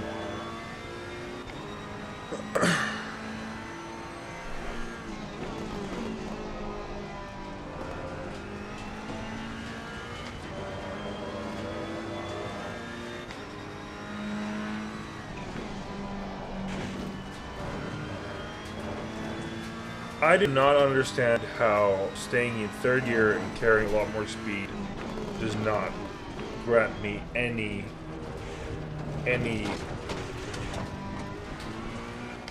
positive in the time delta. That is just really tilting.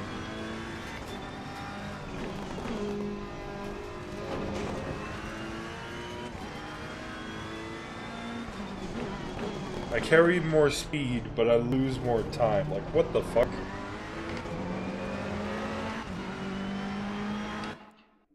When you can only see the top of the wheel. Yes. Yes, that is true. And I'm off.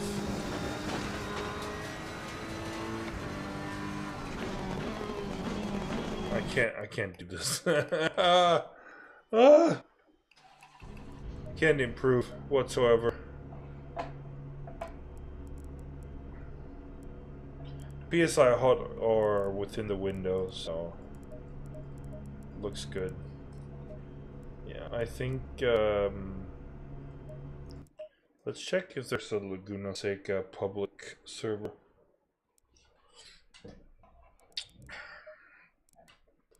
Oh, let's also check AMD Radeon. Let's check. Oh, that's nice.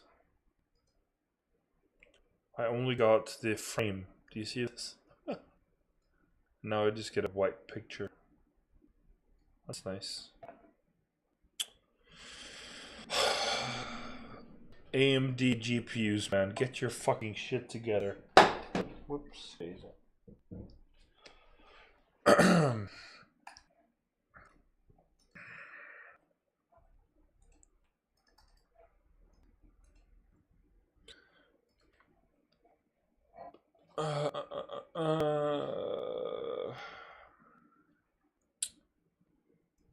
Performance GPU. Okay, so it's not actually using. Can I put this on like resource monitor?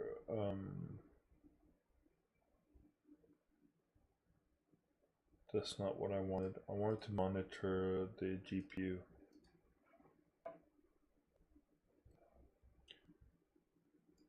Can we just have this in the corner? I'll just put that out of sight for you on the stream. But yeah, we need to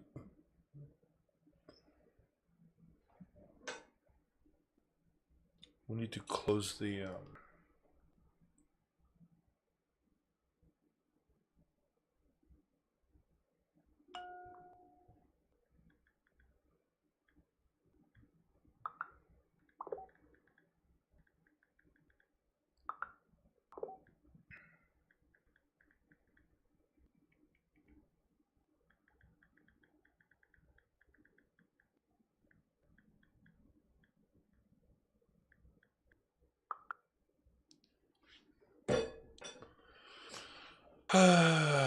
where is the AMD stuff?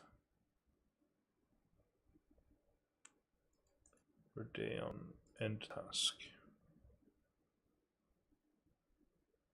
There we go. Performance GPU. And can we? Isn't there an option for the resource manager to stay on top or something? Always on top. There we go. There we go. So now I can keep an eye out for utilization. So right now it's 60. just below 60% in utilization and around 77 degrees Celsius, so it's fine.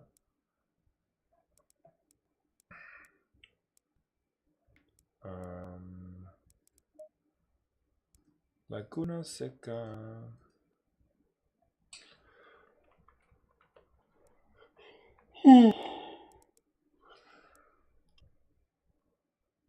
Oh, low fuel motorsport practice server.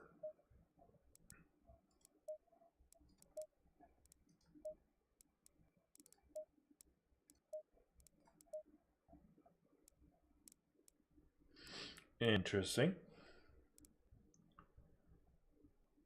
Nordic e-racing.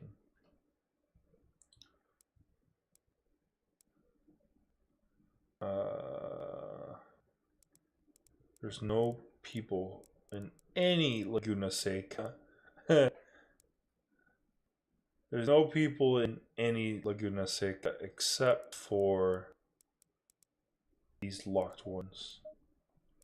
Interestingly. Anyway, so I'll just do an offline race then. Let's do quick race, 10 minutes.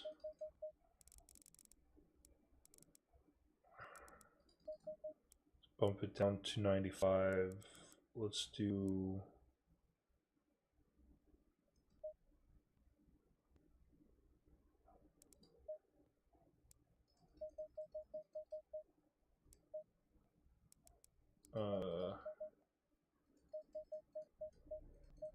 let's do 20 cars. Let's do a larger field and then we'll start like 15th or something.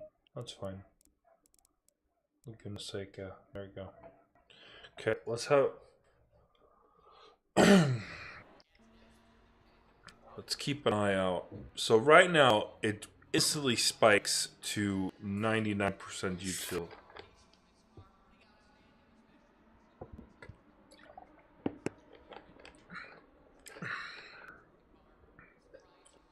Eight out of 24 gigabytes of GPU memory.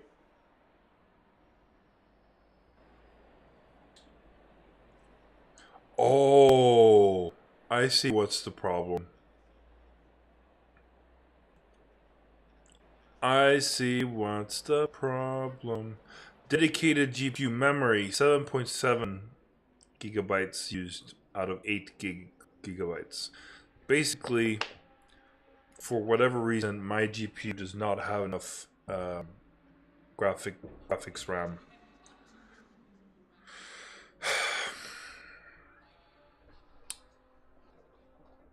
It caps out for whatever reason, and that could possibly be the reason why it crashes.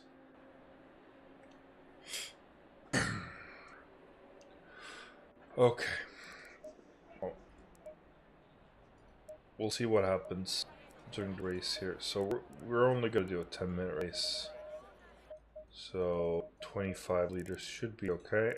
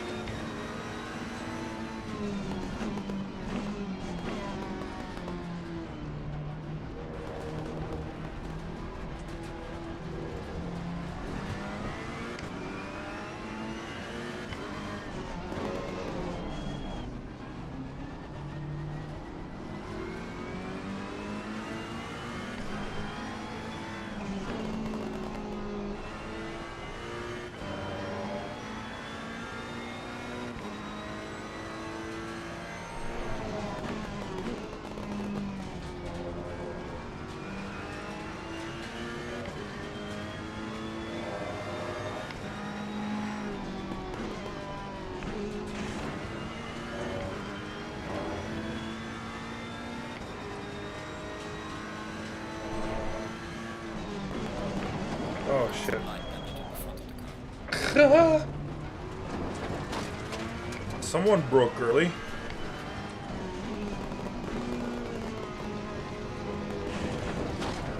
Oh no.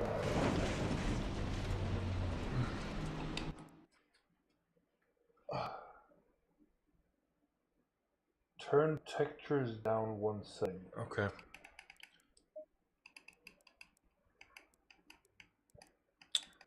Video, I guess. So right now it's set to epic.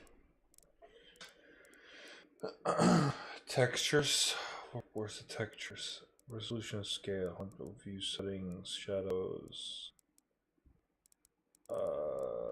Textures.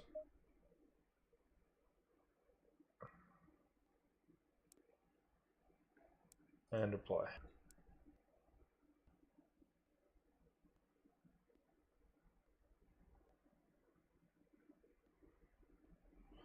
I mean, it's definitely threading.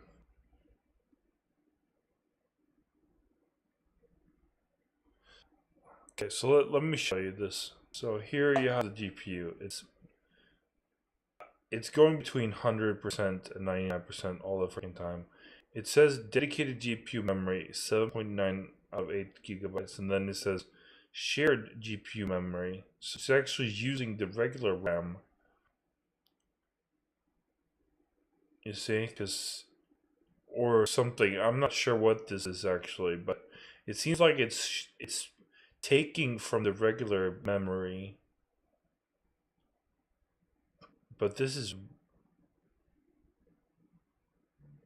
yeah, so it's going 90 to 93 degrees.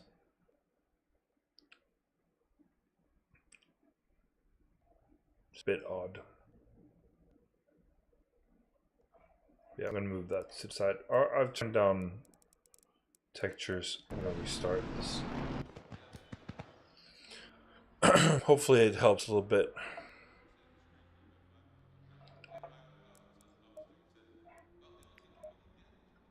But I'm not too sure that it will.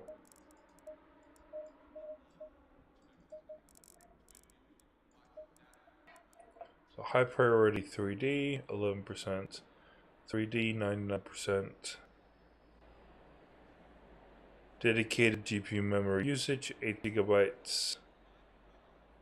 Shared GPU memory usage, 16 gigabytes.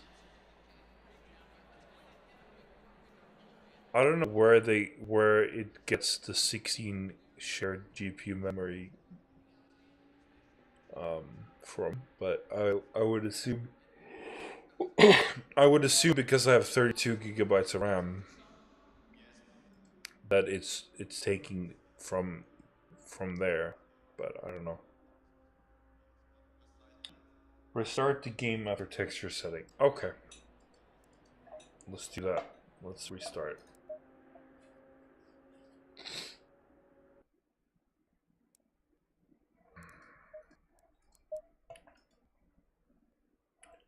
So let's have a look. So it goes down, then it spikes, then down again.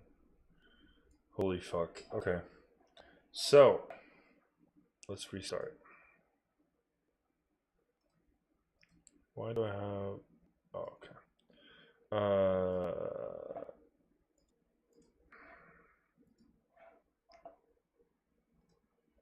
Assetto corsa competizione.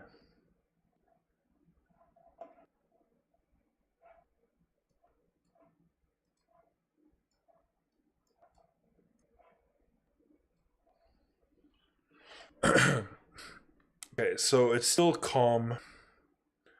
It's about 53 degrees. It's up to about 40% utilization now, up to 65 degrees. Which is fine.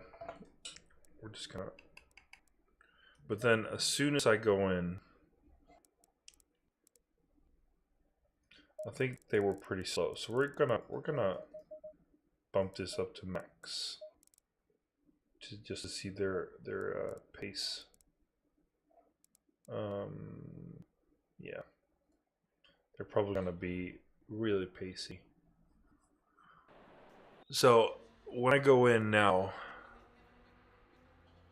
It spikes up to... Huh. I mean, it still spikes to 99% utilization. And it's saying that I'm using... It's the same thing. It's the same thing. I don't know what's going on there. I don't know what's going on there. Interestingly, my CPU is going nuts as well, but maybe that's because I'm streaming. Could be because I'm streaming. But as you can see, it's not anywhere near like topping out.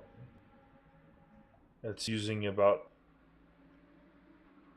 well, 92% is actually. Could it be that my CPU was overloaded? That could be a reason why the PC would restart, actually.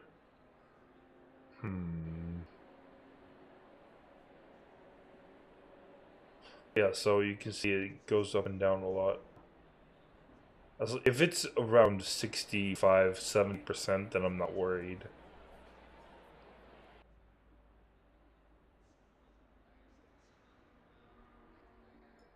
Anyway, let's put that to the side. We'll do a test race here.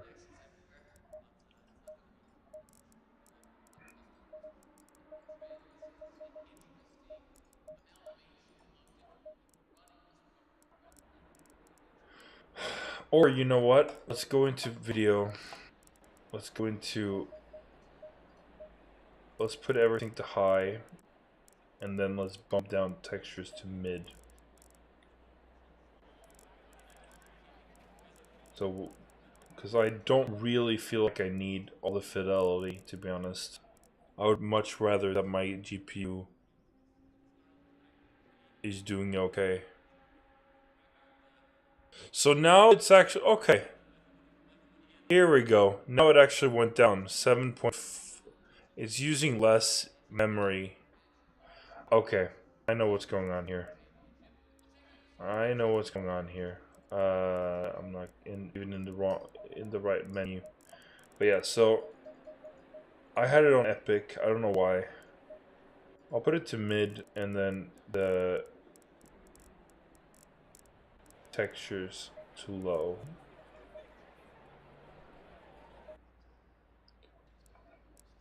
Apply.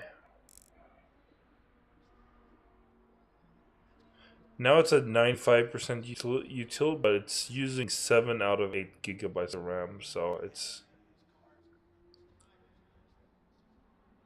And the temperature is where it should be.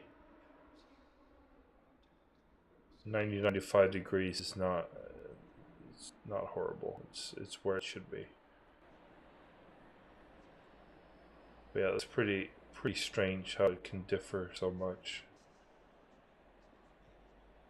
Okay, let's put that aside. Make it a little bit smaller.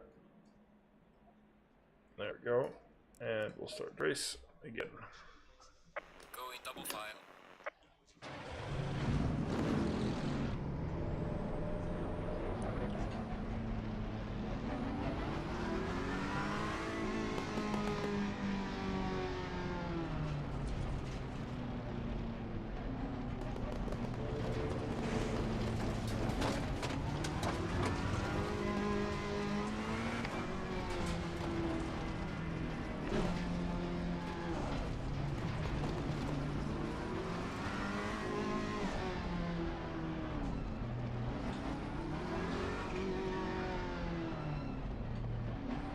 Maybe I should just make like this be 100% or something, so that I get that 100% very quickly, and then I can just bleed it off. Like, I don't know.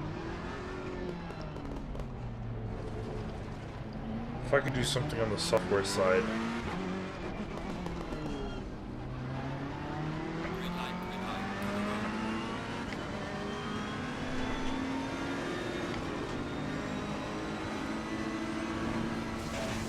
Okay, I'm off.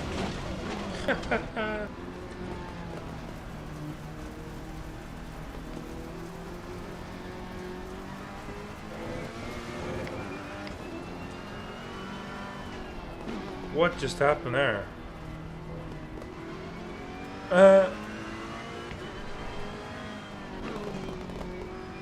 Several of the cars were. Let's look at that. What the heck just happened there?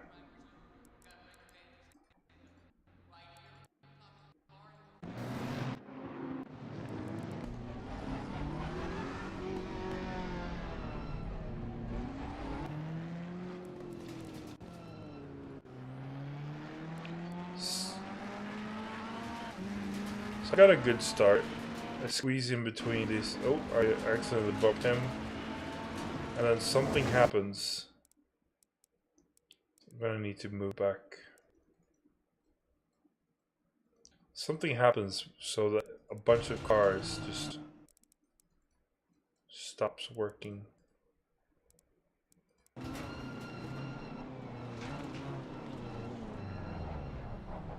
Look, they just... Oh, okay. So what happened there?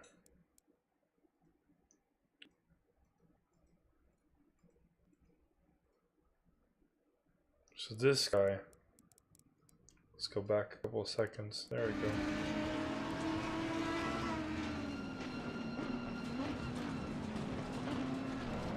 Oh, the Bentley just absolutely rams him.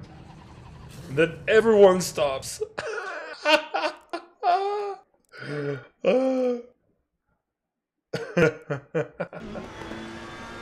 Everyone just stopped. Well, that kind of sucked. Let's restart that. That was just really bad.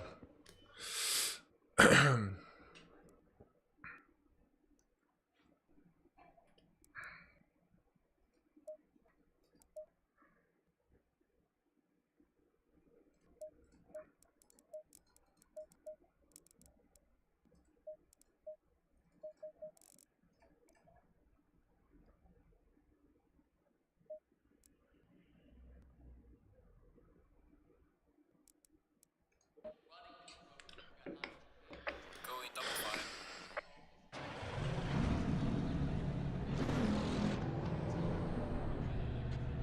No, my GPU's... My CPU is not the bottleneck. My GPU definitely is the bottleneck. Like, it clearly doesn't have enough resources to have headroom. But at least now that I turned the fidelity down, or the video settings down, I don't think that my PC will restart randomly, which is good.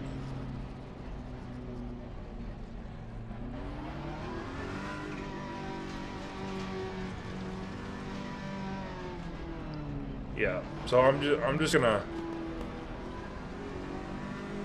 doing mid preset with low textures,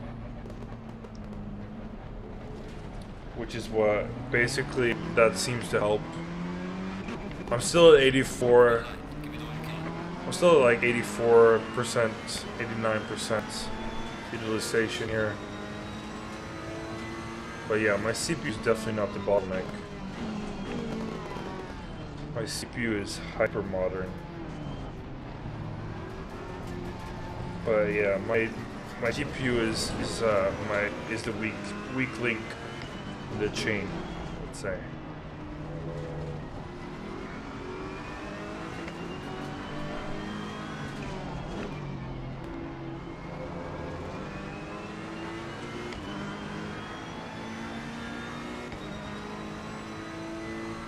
Can't see my breaking point because I have a big ass Aston Martin in front of me.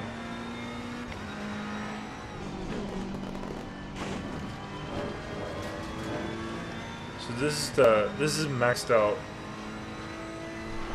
AI level for the skill part of it, at least. When it comes to aggression, it's at 80, so it's not very aggressive.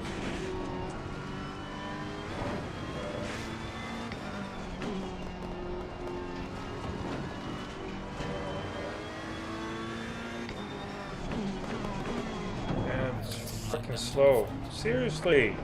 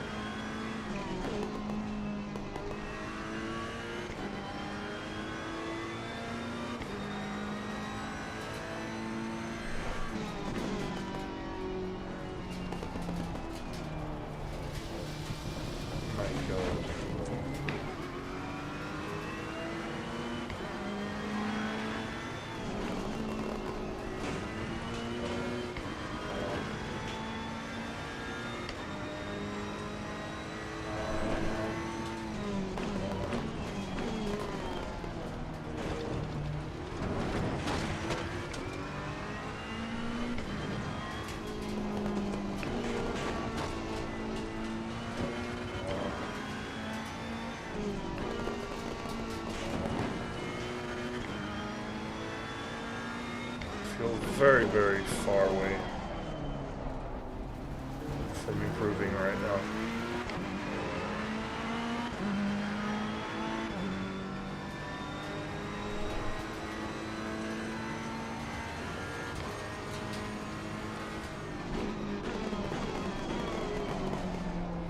Yeah, my GPU is totally the limiting factor on my PC build. Like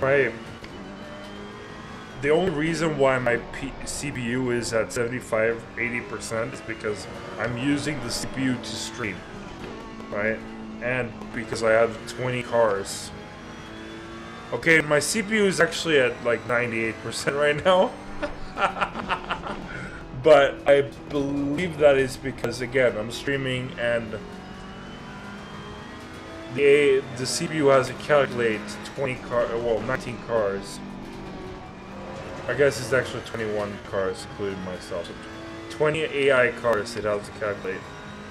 The more AI cars you use, the more strain on your CPUs. So it makes sense. I shouldn't have gone with 20 opponents. That was my bad. My CPU is actually reaching 100% right now, which is a little bit worrying. I'm actually going to quit out of this and do like 15 or 16 cars. So when I go out to the menu, so if we go to Streamlabs OBS, Streamlabs OBS is taking up about 11% of the CPU. And if we look at, yeah, so a set of courses takes about 4% right now. That's what it's saying, 4%. But we're in here. I will be. Also, it doesn't help that I have like other things in the background.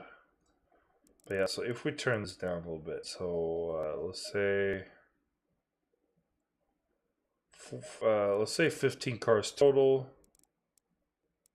I start last out of 15 cars. We'll turn down the pace a little bit. There we go.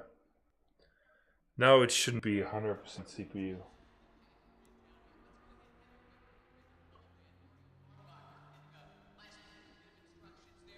I mean, in my opinion, like when I built this PC, I prioritized the CPU. I want the CPU to last a long time. Like, it's an 8-core Ryzen 7. It's not a Ryzen 3, it's not a Ryzen 5, it's a Ryzen 7. It's just under their extreme. Like Ryzen 9 and all that, it's better, but Ryzen 7 is the best CPU I've ever had. And I would be very surprised if ACC would bottleneck the CPU anytime soon. Currently it's saying 4.7 4.70 gigahertz is used. But yeah, the 5800X is an absolute beast.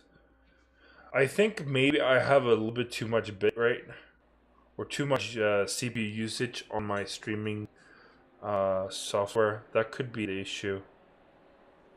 That could be why. Because sometimes in LFM races there's like 35 cars. Yeah. Honestly, I'm very happy with this build. It's 32 gigabyte of RAM at 3200 megahertz. It's not super duper, but it's not bad. A beast of CPU, a beast of a motherboard, good chipset. It's an X570 chipset. So it's the latest generation of chipsets. And the only part is the GPU that is letting it down right now, and that's obviously because of when I built the PC. When I built the PC, there were pretty much no GPUs available in stock anywhere, so it was like, gotta take what I can get my hands on. So we're starting last out of 15 cars. 10-minute race. Did I? Oh yeah, okay. I thought I didn't.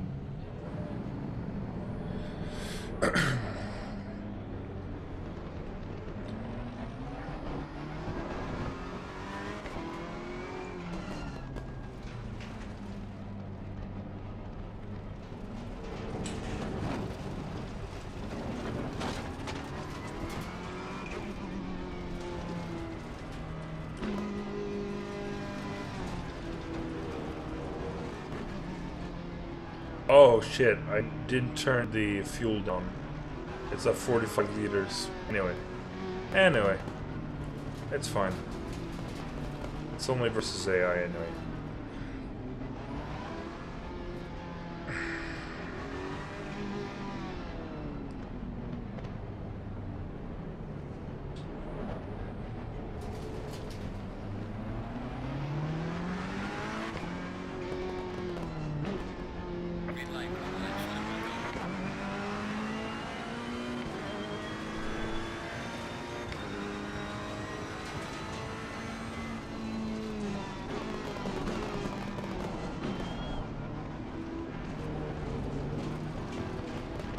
Oh.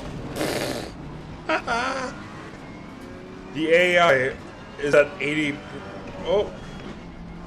It's at 88% aggressiveness, but it's pretty aggressive, to be honest. Like, oh.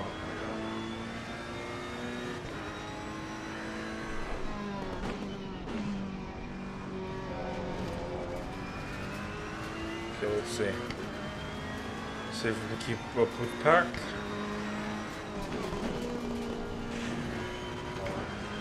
Okay, I need to stay in third for that one.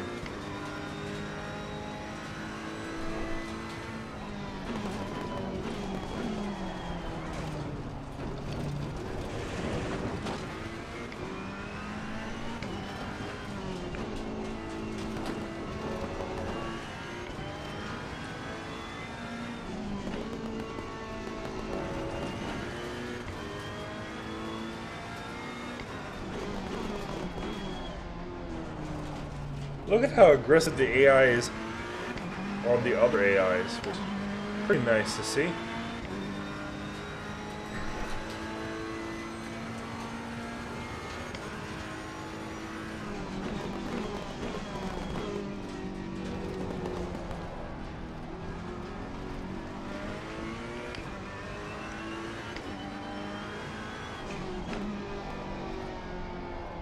Okay, too much fuel. Oh my gosh.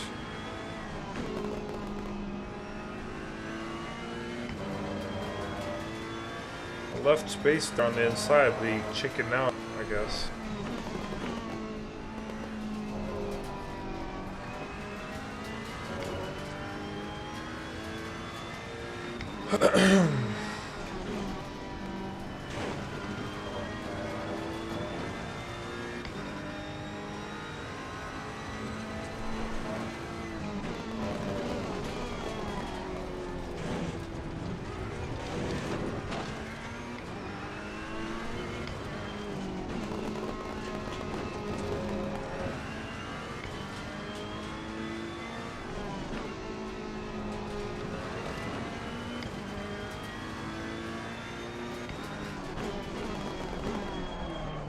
Where should I brake for the last corner there? Because it feels like if I brake at second board,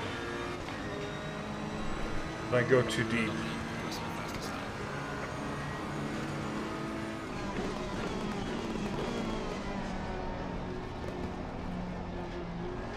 Come on, grape up for fuck's sake. Oh. So much understeer. It's not even funny.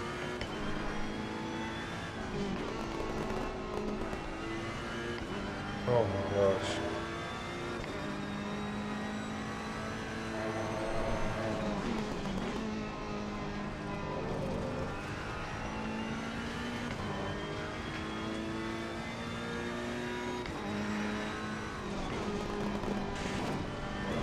There we go, much better.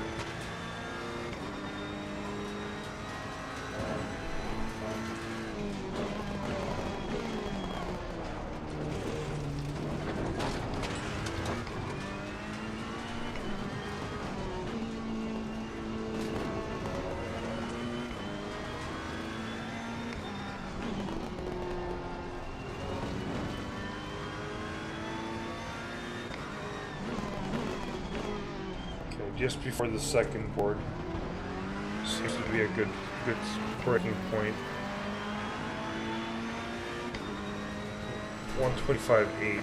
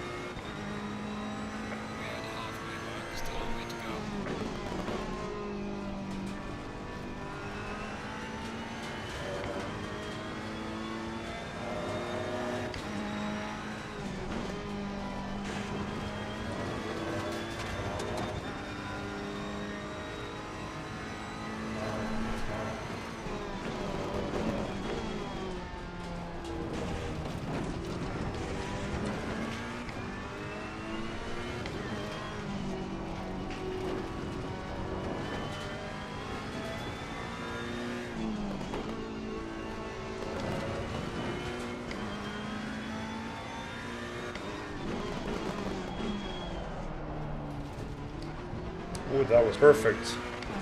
That was perfect picking for that last corner. And that's a 125 flat. Okay.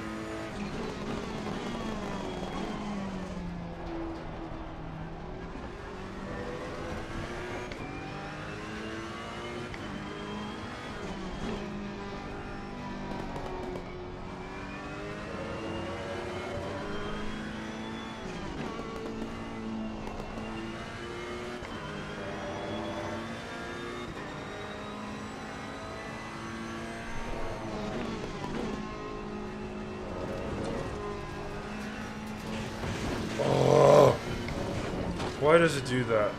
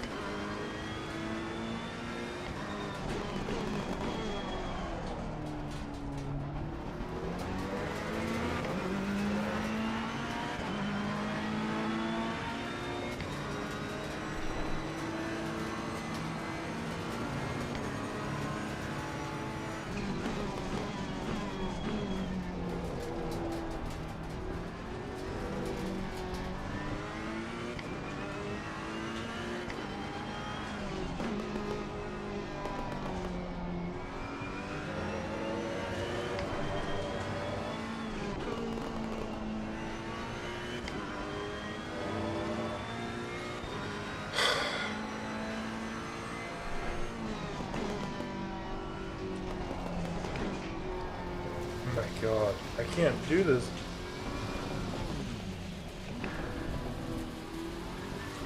So frustrating.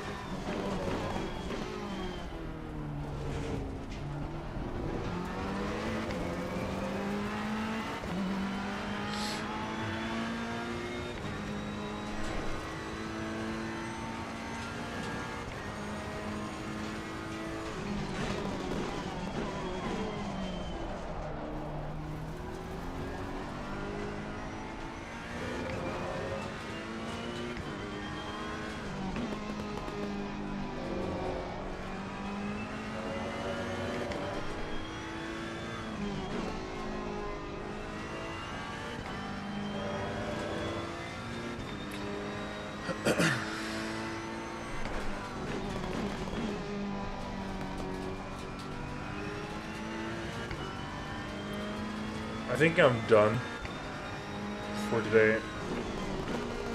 I feel like I'm not progressing, I'm just regressing again. So, I've hit a bit of a wall. But now I know 125 flat is possible.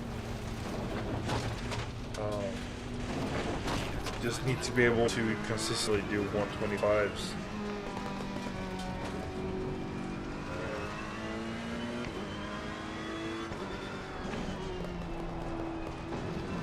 Yeah, I definitely feel like I hit a wall. It was a good first practice session. But it definitely hit a wall.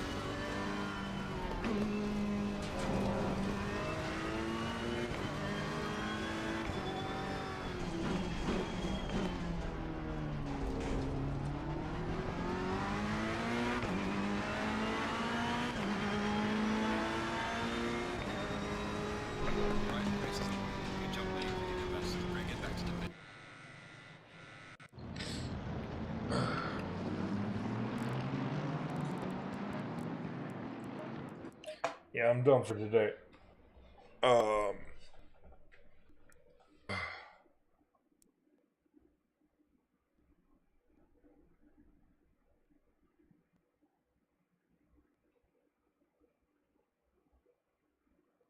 Hi, Dark Knight. Welcome to the stream, man. You're welcome to watch and just watch quietly if you want to. That's fine by me. Hope you enjoyed the stream. I'm really not a good driver, to be honest. But I hope you learned something. Learned about my CPU and GPU. Yeah. So, ACC was really bad when it first came out, and it's been better, but it's still, the performance is, like, it's not great. The performance optimization, I should say. it's not great. And I've had problems with my GPU, and apparently also my CPU. I just noticed today that my CPU was actually hitting the ceiling. When I'm streaming, I'm using my CPU to stream. And it seems that I'm using too much CPU power to stream, because it can't handle both the game and the stream at the same time. So I'm gonna look at that and maybe turn it down a notch or two. I can show you actually what I will be doing. So if we move this around there, so go to settings for Streamlabs. There is a setting, not video, output. Yeah, so the profile, I believe it is, or is it? Yeah, so the profile, you can change. I think it's the profile. I'm not sure. There is this setting which basically is how much the CPU is used. Also, I can set the bit rates a little bit lower. But yeah, as you can see, the CPU usage for my stream is only 15%. It's not actually all that bad. It's other things in my background is taking a lot of power. But yeah, hope you enjoyed the stream. I'm done for today, but I will be back tomorrow doing some more practice session. I've improved my best time overall, which is a 125 flat. I just need to find some consistency when it comes to reaching 125s, basically. So yeah. So this is preparation for next week's LFM, low field motorsport races. So next week is the last of the season, and week 12 is at Laguna, and then obviously we'll have season 6 coming up in a couple of weeks' time, which will be very exciting. Very, very, very, very exciting. So each season is 12 weeks, and if you quickly do the math, I believe it's like 3 or 4 seasons per year, something like that. I don't know.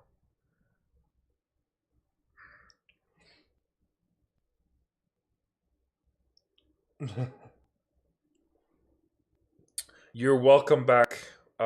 Please do subscribe and come back for some more. I will be back around the same time tomorrow afternoon, Central European time, and do some more practice. Hopefully we can break into the 124s, maybe. Get some improvement going. So yeah, I am done with ACC for today. So I will see you guys in the next stream or video. Have a good one.